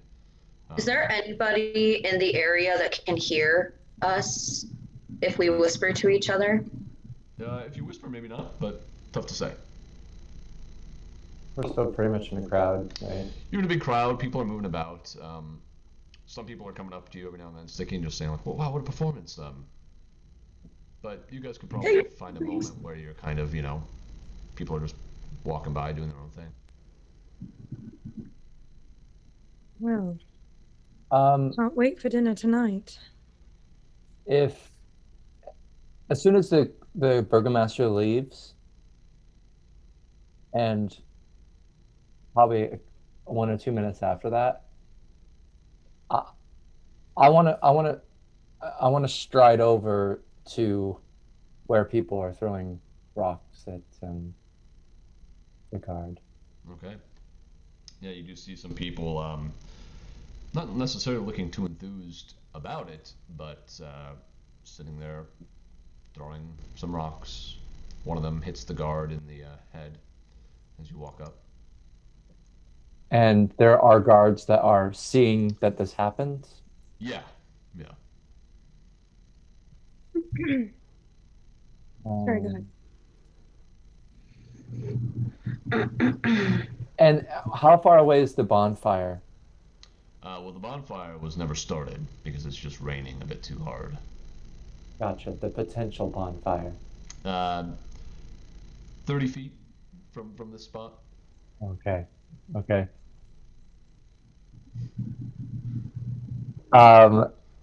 I'm going to sort of stride up in between them throwing rocks at the guard and not like to stop them, but in a sort of I have an announcement to make. Okay. Sort of way. You do see everyone kind of stop because of your station in the town. I just think it would be wonderful if at least this bonfire were to be lit, at least for a moment. And so, with the power given to me by the Burgomaster, let it burn for just a brief moment. And I'm going to cast Thunderclap. And oh, go ahead. I was just going to say, as he does that, can Ezra shoot like a firebolt from behind his back at the bonfire? Like Ezra's doing a behind the back shot? Because I imagine he can kind of catch on what Aerith is doing here. I can't hear anything. Hold on. No, you're good. What I'm asking, Ezra, is are you like doing a trick firebolt shot behind your back, or are you just trying to like find a spot to? I'm just trying to do it subtly. Gotcha. Yeah, you absolutely can. Yeah, that's what I want to do. Well, he does. Aerith, go ahead and keep describing. Yeah, so like this really loud thunderclap goes off, and right immediately after doing that, with a huge sort of flourish and even like a spin, I'll go ahead and cast Fairy Fire on the bonfire, whatever. Okay. And on this wicker sun, suddenly it's glowing with what kind of look? I'm gonna do violet light. Okay. And at last I see the light. And Ezra, so go ahead and make your attack roll at advantage with that. And this is more to see, you're going to hit it automatically. This is more to see like how much of it burns when you hit it. Yeah.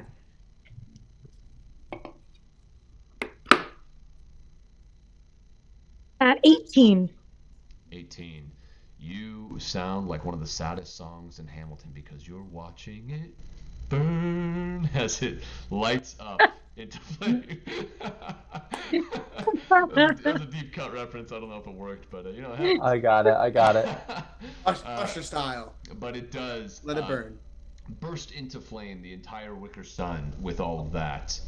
Really? Oh, we're getting rated, guys, on our Twitch. Whoa! Hey. Thanks for joining. Yeah. Did it really burst into flames? What? Is it real flames? I assume so. It's the Nat 30s. Thank you, Nat 30s, and everyone that joined. Hey, welcome. Hey. But yes, Ezra, as you cast this firebolt, the wicker sun bursts into flame, and for a moment the town square all turns to look, and a big round of applause begins amongst the people. And the rain does continue to hit. It starts to fizzle out a bit, but it lasts much longer than it really has any right to. And eventually it does fizzle out, but with that the crowd roars in appreciation. Ezra would shoot a wink over at Aerith. I'll wink back. Okay. And with that, you do see some of the crowd around the stocks begin to dissipate a bit, like kind of during that, and you see the guards. Yes, Stiki. Really quick, while everybody is cheering, Stiki's going to release Havok again because he's been holding on to it this whole time. And he's going to walk up next to Loretta, and he's going to whisper to her, we have to kill the Burgomaster. Sorry, honey, what do you think I've been trying to do this whole time? I figured that's why I'm talking to you about it. Glad somebody's in on it. Let's... We'll come up with a plan. Good talk. And then he goes back to Havok and grabs her hand again. Okay. Well, the crowds are kind of moving about. You see there's a general positivity after that display. And it does seem like the guards who watched the line of rock throwers dissipate don't seem too eager to try to get it back going. Okay.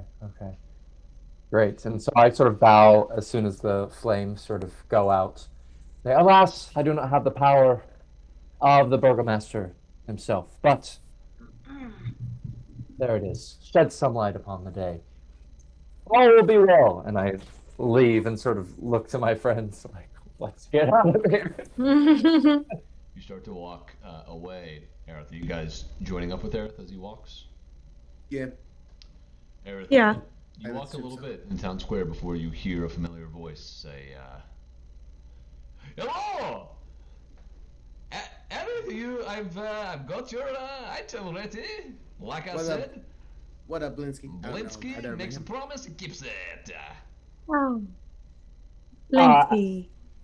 Okay, I like run towards him and try to block out anything else that comes out of his mouth. Just like, oh, it's so great to see you. Oh, wonderful. Oh, you're so resourceful. Thank you so much. And I'll give him like a hug or whatever, and basically just try to smother anything he's saying. And he kind of like hugs you too and says, "Oh, Piccolo, give him a hug," and kind of holds on to you. I sort of grab Piccolo by the neck and put him back into Blinsky's arms and be like, I don't really do with the animals, but it's good to see you. Hey, I put my arm around him and drag him into an alleyway. Wait, was that a monkey? Did that dude have a monkey? Yes, okay, Aerith, this is weird. Are you okay? I'm great. Just don't want you to say anything about, my item. Thank you. Yes, secret item, I see. Yes, I won't say anything loud again. It's a surprise birthday present for Havok, okay? So just, come on. I see. I did not know you did not say it was a present. I would have been more secretive. I know. I'm sorry. It's my fault. It's my fault, Blinsky. Okay? I'm sorry. I'm sorry. Yes. Well, here is your item. Yeah. Wonderful. Let me see it. Hey. And he pulls out this kind of nice little velvety bag. He reaches over to you. And the bag is on the else. The presentation. I see. Well He's no fun. He's no. Piccolo? Blinsky. Okay, all right. Yeah, he's no fun. He's no Blinsky. And I sort of look around, and is anyone sort of watching besides my friends? I'm guessing. Make a perception check. That's gonna be 14. Yeah, looking around at the crowd, people were definitely paying attention as all the shouting was happening, but it seems like they're kind of back about their business. All right, okay. Now, sort of plop the object out of the velvet bag and take a look. And you see it looks very similar to your specifications. It's kind of this glass orb, and you see this almost what looks like a doll's eye in the middle of it, held together by some kind of rope material that is allowing the eye to kind of swirl around within the glass orb. Blinsky, what have you about done yourself? I do what I can. And on such a tight schedule, you must be a magician. I'm not a magician, no, just a very talented and handsome and funny and charismatic and good-looking man. Well, I'm glad you can recognize it in yourself. That's great. Of course. There's one thing I am. It's humble. Absolutely. I shall write a song about this. Thank you so much. Oh, Can I hear it? I haven't written it yet, but when I do, you shall hear it. Oh, I'd love it. Is that Stiki I see over there? Oh, hello, Blinsky. Hey, Hi. Stiki, and who's your friend in the very nice armor? Oh, And yeah. I put away the orb into the bag before Havok Stiki- comes over. Stiki is like holding tightly onto his gold. Aw, I'm your gold? No, just kidding.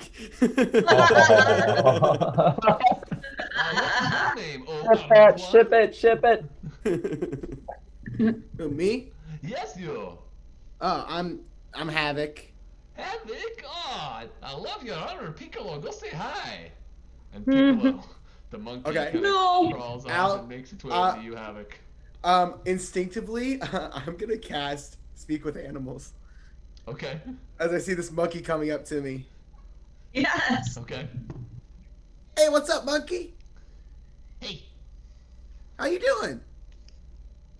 I never really met someone that could talk to me. Yeah, what's up? Not much. Can I haven't say seen a hi? monkey in a really long time, to be Yeah. honest. Well, hey, that's cool. But you have seen the monkey?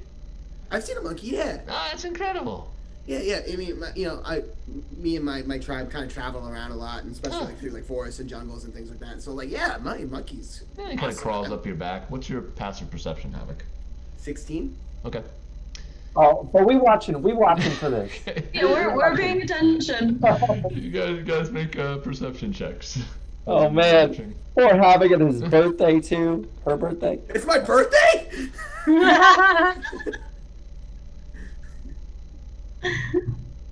13. 20. Hey. You guys are watching as Piccolo kind of swirls up, climbing up like the leg, going like little circles around Havok. Stiki, you're the only one that sees the monkey paw kind of slip into this little pouch by Havok's side. Who sees it? You, Stiki. You. Oh, Havok! He's in your gold! Make it no! Havok! The fuck, little man? What? Hi, I didn't mean to. I'm sorry. You want to die? No. Hey, whoa, what is happening? You're speaking. I don't even know what you said there, but it sounded angry. Look, if you want some gold, you just gotta ask. Like, don't just go taking shit. That's fucked up, little man. Oh, I'm sorry. Can I have some gold?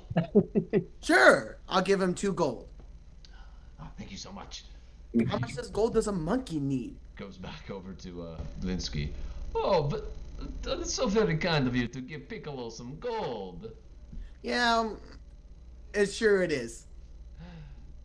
Speaking of gold, Blinsky, Yeah. has my order been finished? Oh, yet? your human-sized doll you wanted to have made? Yes. You In got fact, that Havok one. a birthday present too? Oh, It's my Is birthday? Havok's birthday? Is it for It's Havok? It's my birthday? Yeah, Havok, it's your birthday. We have to sing later and celebrate.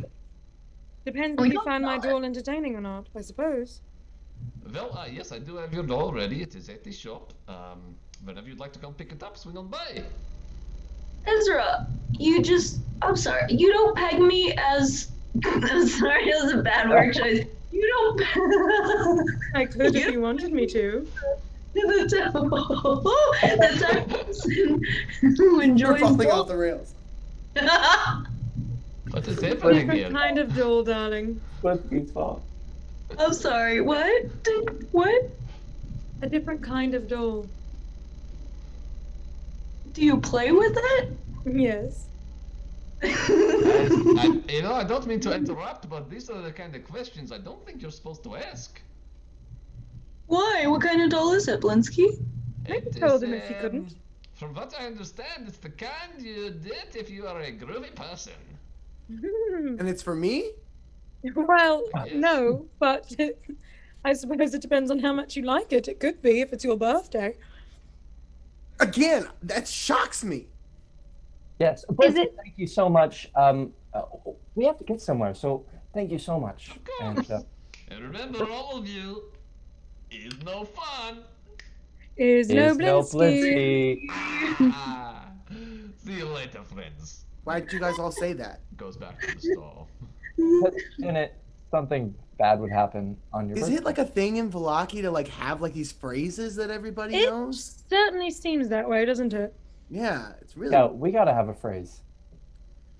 Do we? No, I mean, we should have one. Our phrase, oh. our I phrase mean- typically seems to be "I'm so sorry." Or why would you do that? Yeah. Or what are you doing? But we don't really want to or know. Loretta, Actually- please don't. That is something that I want to say right now. And yeah, Loretta, what are you doing tonight? Do you have a plan? Because if things go well, which I imagine they are going to go well, which I don't know if you want it to go well or if we care, but he is going to. I'm sorry. I'm trying to liberate a people. He's going. I'm trying to liberate a people, Aerith.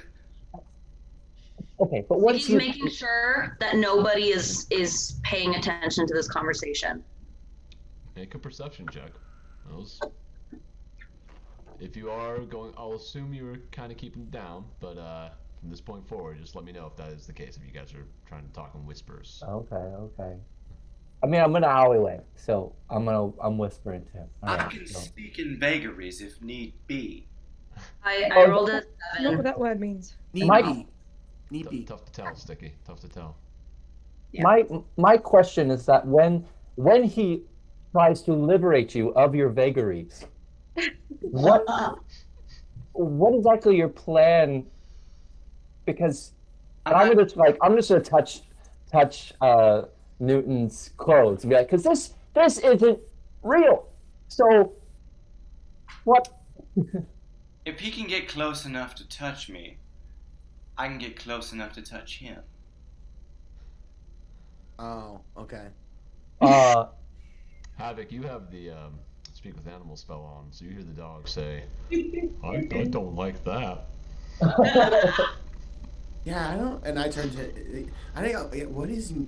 I think you mean. Everybody has their own preferences, Barb. It's. I mean. Fair enough.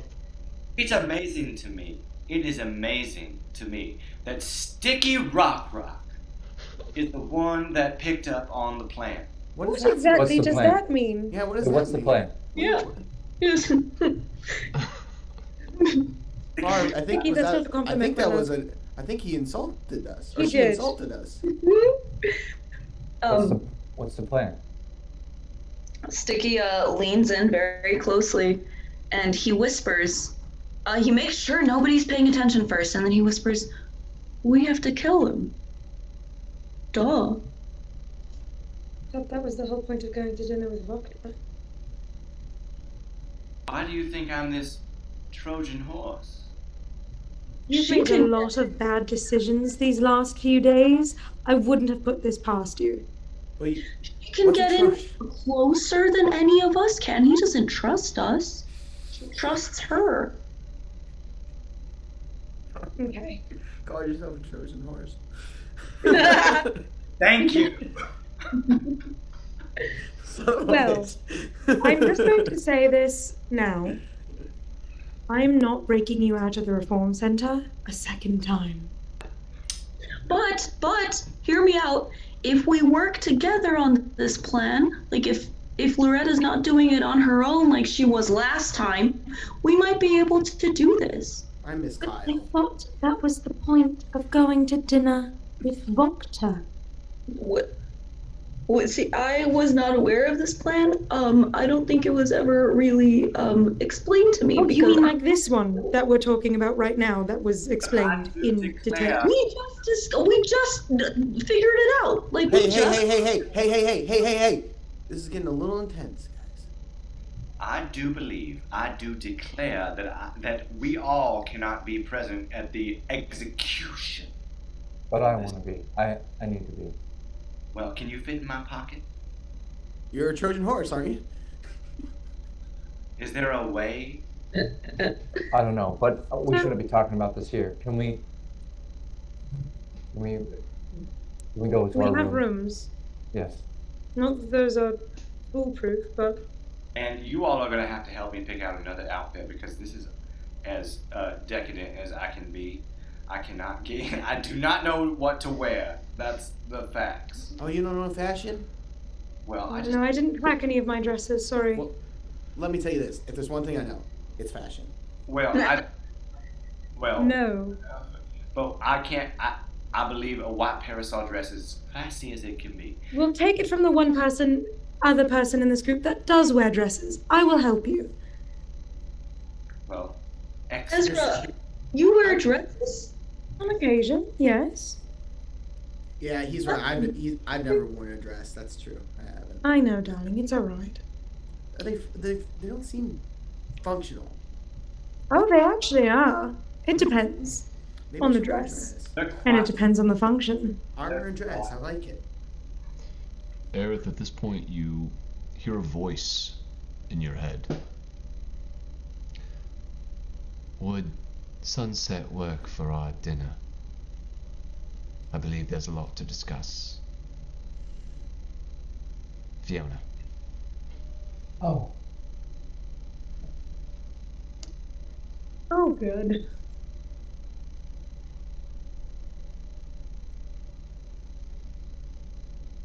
Yes, that would work nicely.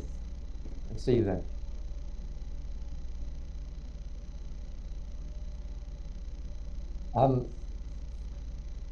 On the way, I'll let everyone know. Fiona spoken my mind and let us know that we're going over at sunset. It's hard to see the sun. It's raining. Spoke in your mind like That's yeah. I was gonna say that's what you latch on to as far as sunset. That she spoke in my mind. Oh yeah, she's got a lovely estate. Sunset makes sense. Sorry, sometimes I have things speak in my head. Do we have a time conflict here? Or do we have a conflict of interest? Whereas we're supposed to be one place at one place and another place at another. Yeah, well, let's figure out a plan. Yes, very quickly. Let's go to the rooms and talk. Yes. So. Can we stop for wine on the way? The wine is up. You still have a few glasses left, yeah. I still have 2. Me too. I have 1. You can have them. Ezra's gonna start toward the blue water end. Yeah, let's go. Let's go to our rooms. You guys make your way back. At this point, well, the festival's still going strong, but it is starting to get to the hours where people are going to start closing down. So you see the stands that were out front of the blue water are taken down, and the tap room is open again. So there are people inside there as you return. Again, there are people still out in the street drinking wine, general revelry going on. As you guys make your way inside to the tap room, or you're just going straight to your room? Ezra's gonna stop for wine. Okay. Samesies. You guys stop in there. The bar's pretty crowded, but it's easy enough to flag Danica down, and she gives you all your wine. Hi, Danny. Yeah, hey.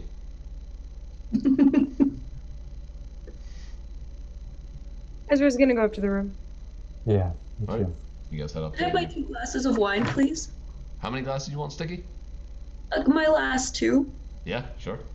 Slides them over. Thank you. Of course. I'll just take 1, please. Okay. She hands you one. Thank you. Of course. See you in the last one real soon. Okay. She just goes back to serving other people. Look, I don't think she likes you. No. She doesn't have to. All right. Aerith is in the room whenever these people get up with wine, and These people, like we're not your friends. Really he's quick. tuning his lute and sort of like with a 1,000-yard stare. Gotcha. Stiki, as you have your 2 glasses of wine and start to walk, like to get to your guys' room, you have to walk outside and then up the side stairs. So as you start to walk outside, you do see this 2 kind of like maybe 14-year-old boys, kind of pushing around this 6-year-old looking half-orc. I think as soon as Ezra saw that, he's gonna turn and take away one of Sticky's glasses. Okay. Stiki, you just have 1 glass as you make your way up to these boys who kind of look up to you. What do you want? Sticky towers over them. He makes himself bigger. He says, "Leave him alone." It was a boy. The orc was a boy orc. Yeah.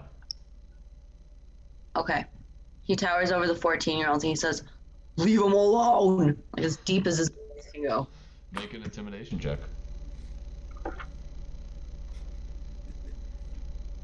Okay, hold on. Leave him alone.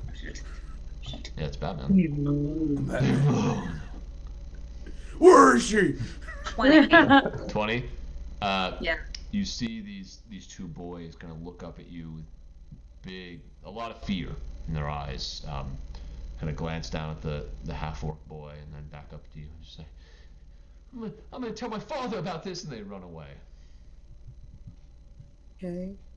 I think Ezra would actually just, okay. Stiki just, how little is the orc kid? He's like 6 years old. Okay. Kind of small. So Stiki bends down. He says, "Are you okay?"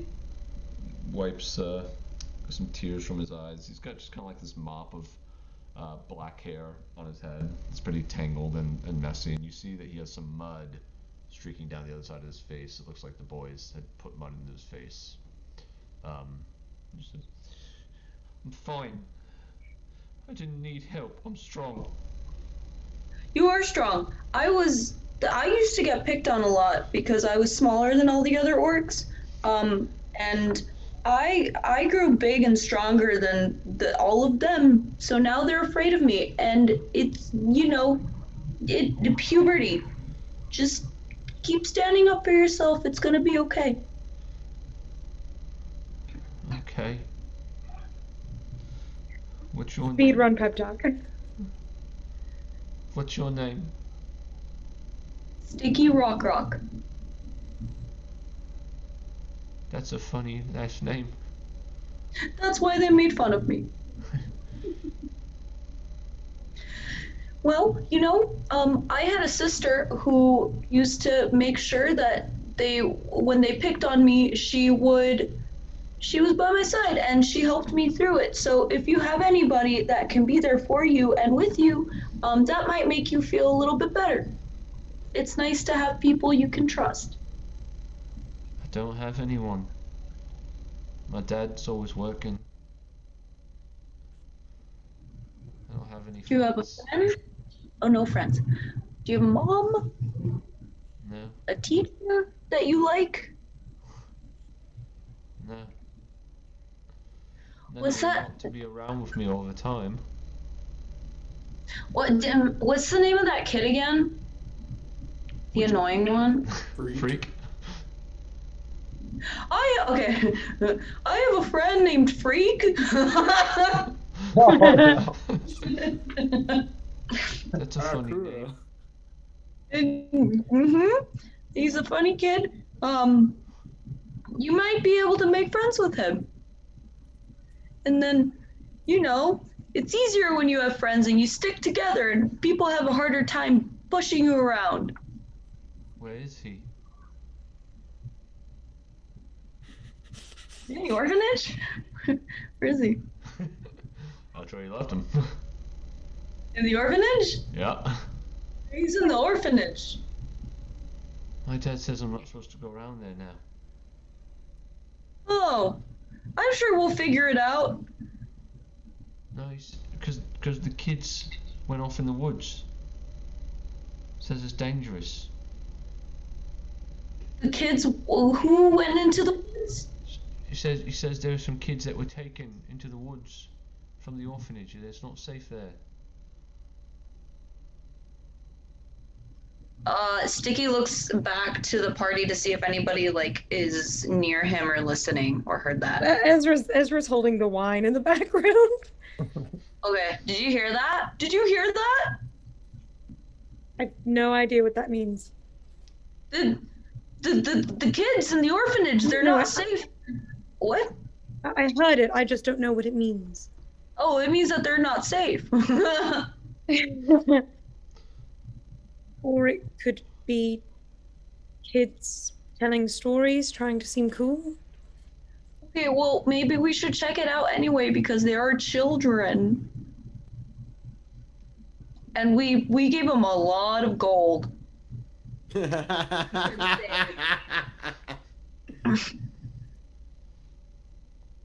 Okay. Yeah, we that's our investment. Newton started Better be muffins. You guys did the Scott's Tots for this orphanage. Oh, I should have been wearing my Scott's Tots shirt. Thank you for Toys for Tots.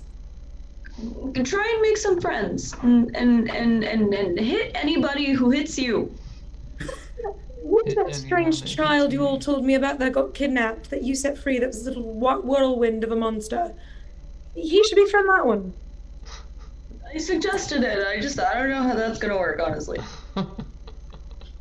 Is that Freak? Was that her name? It was Freak. Yeah. Oh. We're not there. I know, we're not. Can't fix that. He kind of wipes away another tear, looks up to you, Stiki, gives you a quick hug around your leg, says, thanks, and runs away. Stiki stands up and he goes to Ezra and he says, thank you for holding on to this. They're really... He chugs it and he walks to the room. Ezra's just gonna sigh softly and then go up after him. Alright. You guys all make your way into the room and you see Aerith there, plucking at his lute, eyes a million miles away. What are you doing? Is everyone else up there already? I believe Havok, you and Loretta, you also made your way up there. I was this close to fucking that monkey up. They'll do it later. Well, that's the big bad of the campaign, so you almost had it. This fucking close. Fucking imagine. Monkey steal from me. Alright, you guys are up in your pretty spacious room, all things considered. What are you doing? What should I wear? What should I wear? Okay, before we get that far, and Ezra's just gonna kind of like put a blanket under the door to kind of just dampen the sound that they make a little bit, you know. And then he's just going to. All right. So you intend to do that with the Burgomaster? Oh, hold on. Actually, before we have this conversation, and then Stiki takes out the book. Do you have to poop? Man, she gotta poop. Do you have to poop? No. And then he's going to slide it underneath the mattress. Oh. Just in case. Oh. Okay. Oh. Okay. Mm. And then he sits cross-legged and starts drinking his drink. Okay, I'm ready. Anyway, gives him a look like, but continues anyway. So you intend to do that with the Burgomaster tonight? We're meeting with Ms. Wachter. I intend on putting myself in a situation to hopefully stab the man. Yes, I know. I'm speaking in Yeah, fuck that guy. vagaries. Anyway. I mean, no. I mean, don't do that. Well, you could, but I can't imagine it would be very enjoyable. What I mean is like, forget that guy. I don't like him anymore. I didn't like him really originally, but now I'm very much not. I don't give two shits about him. My only concern is that we will be otherwise engaged with Ms. Wachter. Now, I do believe if we were to enlist her help, she would be willing to.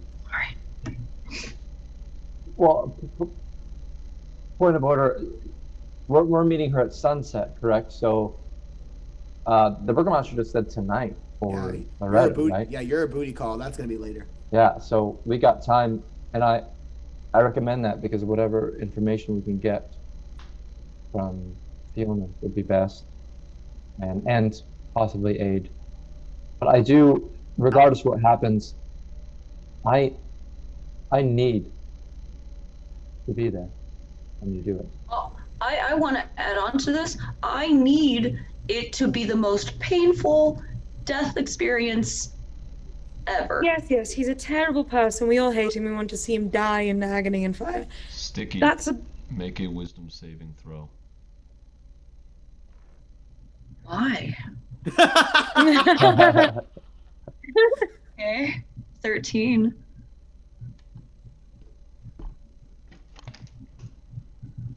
That's a Warlock 20. Continue. You guys go. Okay. Oh.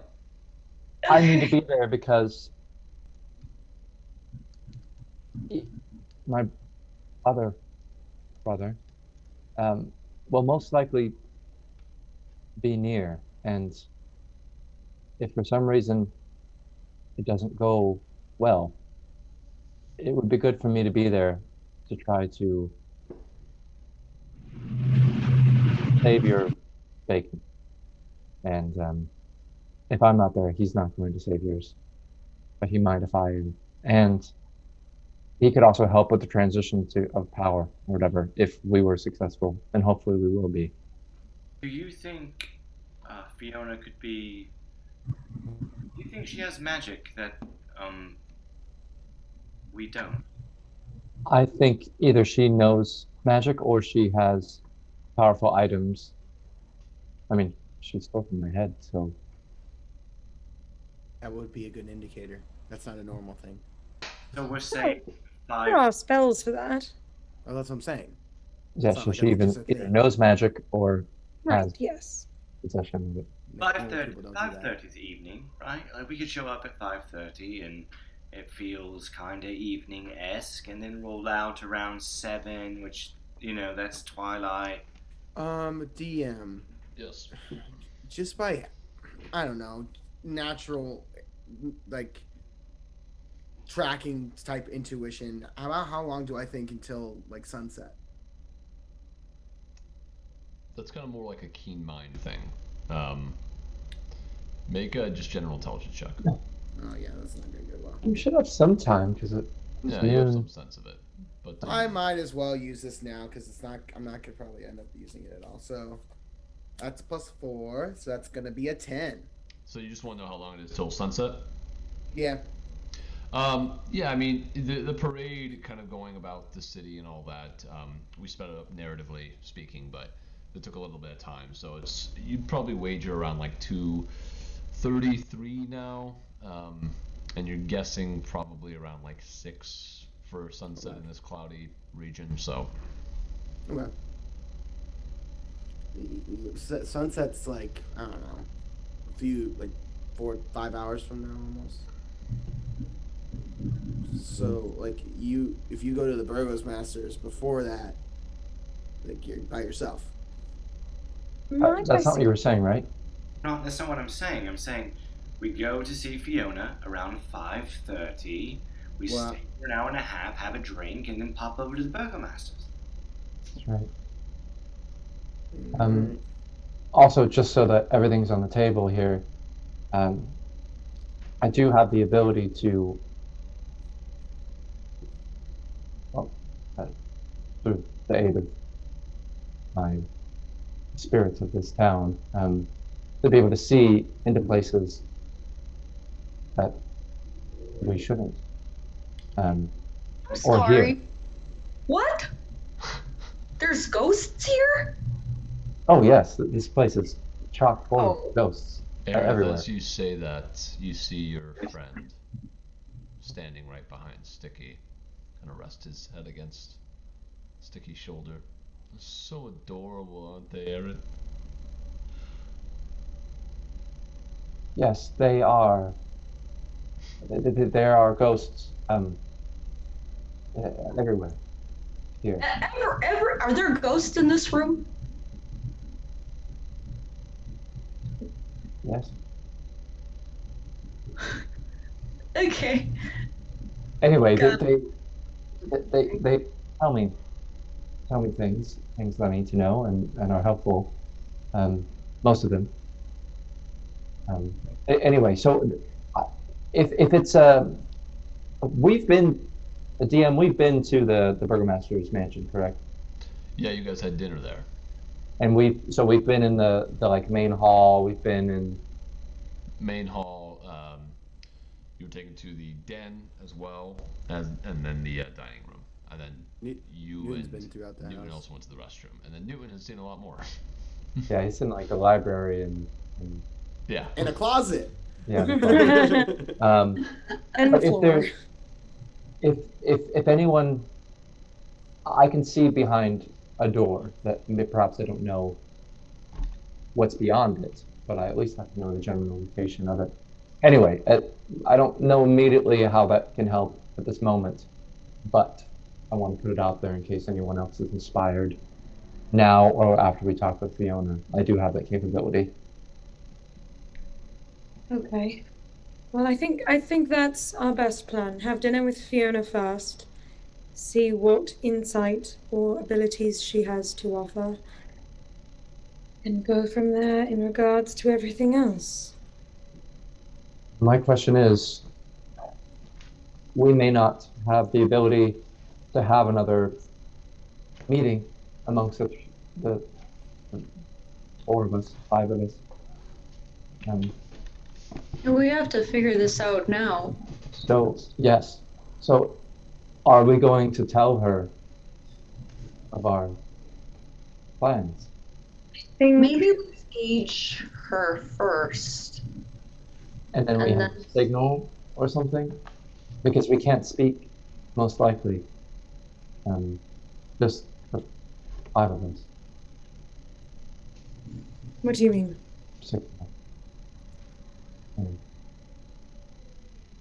I mean that once we've decided To tell her? Yeah, to tell her. I'll touch my nose. If you're cool with it? Yeah. Okay. Does that work for everyone? And if you don't touch your nose, that's your vote is no? Perhaps there should be something a little more less mundane, rather. You know, as soon as we get there, everyone's nose is going to start tickling. How about we do our phrase, which is I'm so sorry. No, I say that constantly.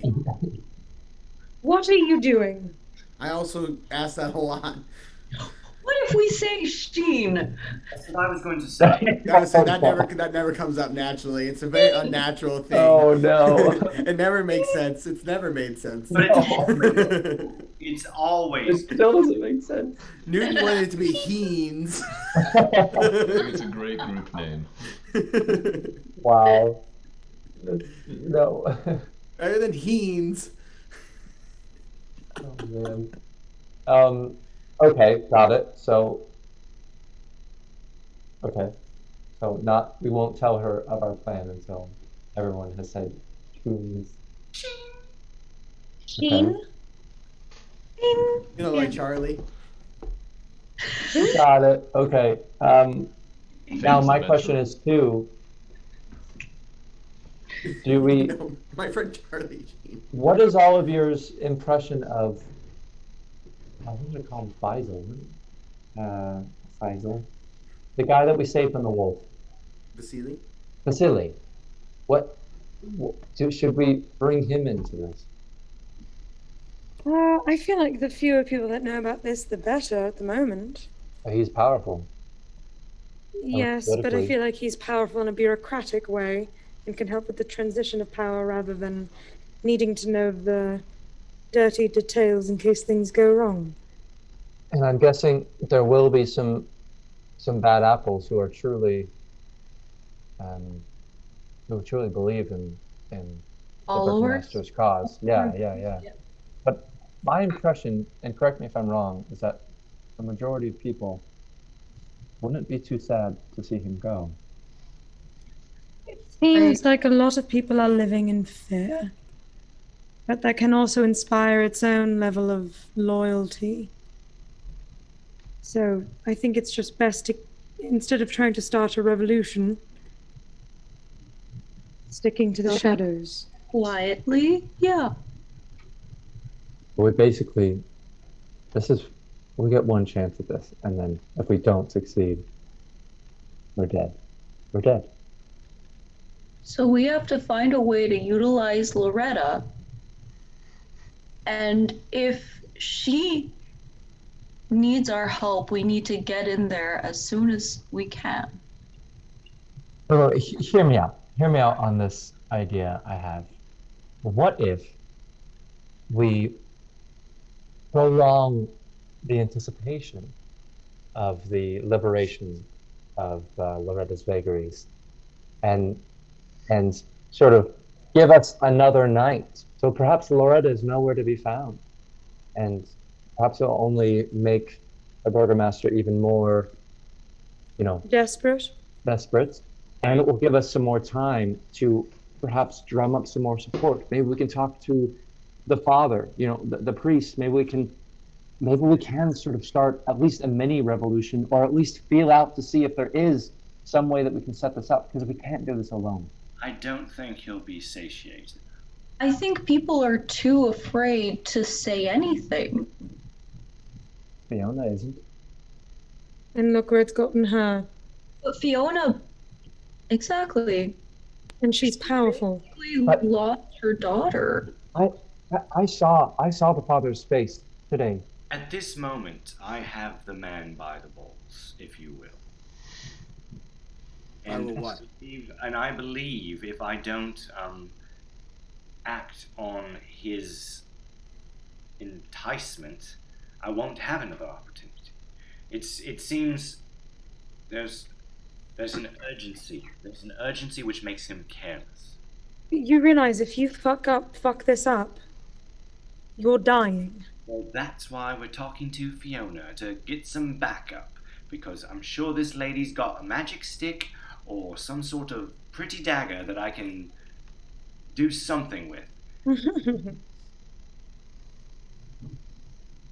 Okay, maybe we can divide and conquer. Maybe someone else can speak to the father. I mean, Havok, you know the father well. With Irina, maybe you can speak with Irina and see if she would be sympathetic, or see if the father would be sympathetic. Some sort of insight into his character. The master's character? The father, the priest. Oh, you want me to talk to Irina about the father's character? To see if he would be sympathetic and see if he finally wants to. I mean, I saw his face during the ceremony. It's a perversion of his own faith that's going on here. But I have a question. Don't the people of Vallaki think that the only reason the devil isn't attacking is because of the burgomaster? Yes, Am I right they do about that? believe it. So we also have that against us. People are going to. The father was afraid because he thought that the devil was after Irina. What are the chances that they'll help us or turn us in before we get a chance to get? Guys, I don't know if you have spoken with enough townspeople to ascertain whether or not it is a majority that do agree with the festivals or those that don't. So you were told that everyone is on board with them, but I don't think you guys have spoken with enough townsfolk to. Yeah, we haven't surveyed enough. We need to go out and survey. Yeah. I don't know. I feel like from my own times that I've asked about, they've seemed uncomfortable, at least with the things that the burgomaster was asking them to do, or even the guards were sort of reluctant. Some of them, at least. So I don't know. At least Aerith believes that there are people discontent. Look, if you guys want me to talk to Irina, I'll go talk to Irina. I mean, again, I'm very much not about the burgomaster anymore. Not even a little bit, but like,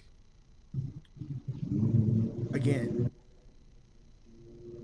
it's just in any kind of, I seem like I put my foot in my mouth in every kind of social interaction we have here. So just the least amount I have with powerful people, I think is better. Well, for everybody. That's all. But the father is a kind. You think? Maybe? Probably.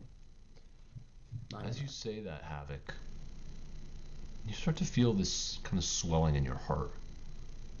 It's that feeling you get when you say something that you're like, you know what, that's not true. Havok, you're someone that deserves respect, and you know that. You have power. You know how to protect people. You know what they need. You deserve respect.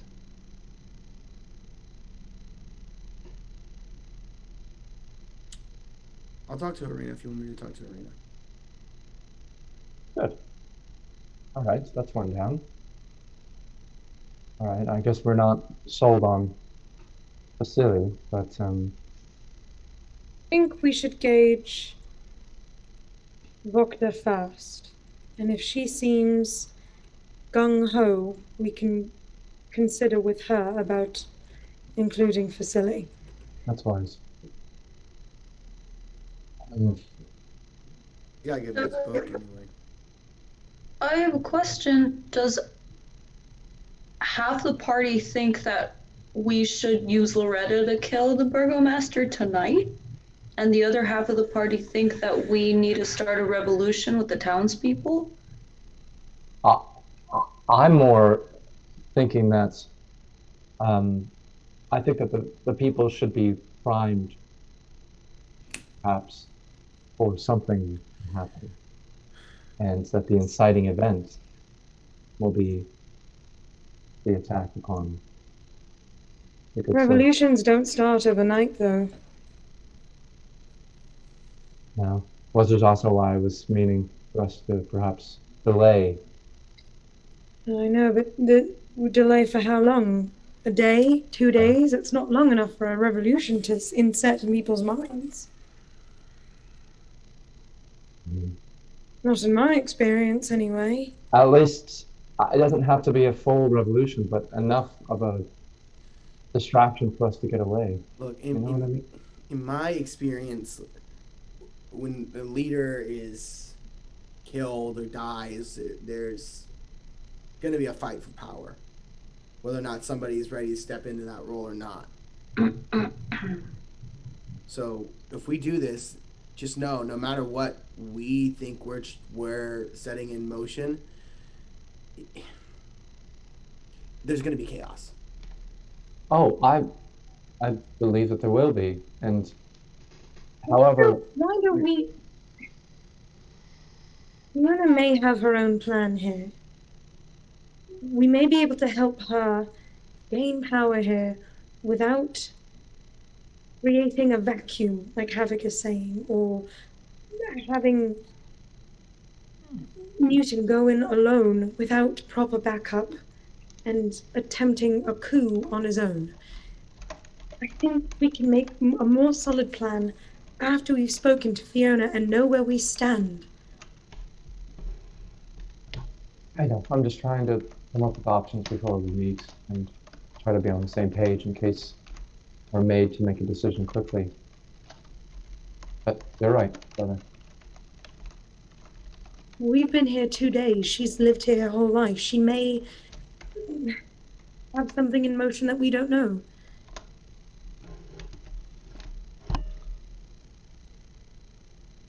Is there anyone else we could talk to? Other than the father and Fiona. Father and Irene? Huh? You hear a knocking at the door. Ezra would look at everyone. I start playing music. And as the pounding Hand on my on mace. the door continues, and you look amongst each other, hanging in the air, there's the talk of revolution that you've been sharing here. The knowledge that this is a big thing to consider. And as the knocking continues, that's where we're going to end tonight. No, fucker. Holy. Oh, my darling, not 3 times. Oh. Red, the blood of angry men. Can you hear the people sing? Guys, every song. We're going to sing every song now. This is just Les Mis now. Yeah, we're above a tavern, so empty chairs. An empty table. You thought you were tuning into a D&D show. This is actually musical theater. Yes. Well, given everyone that's in this campaign. Hey, yeah, we got some.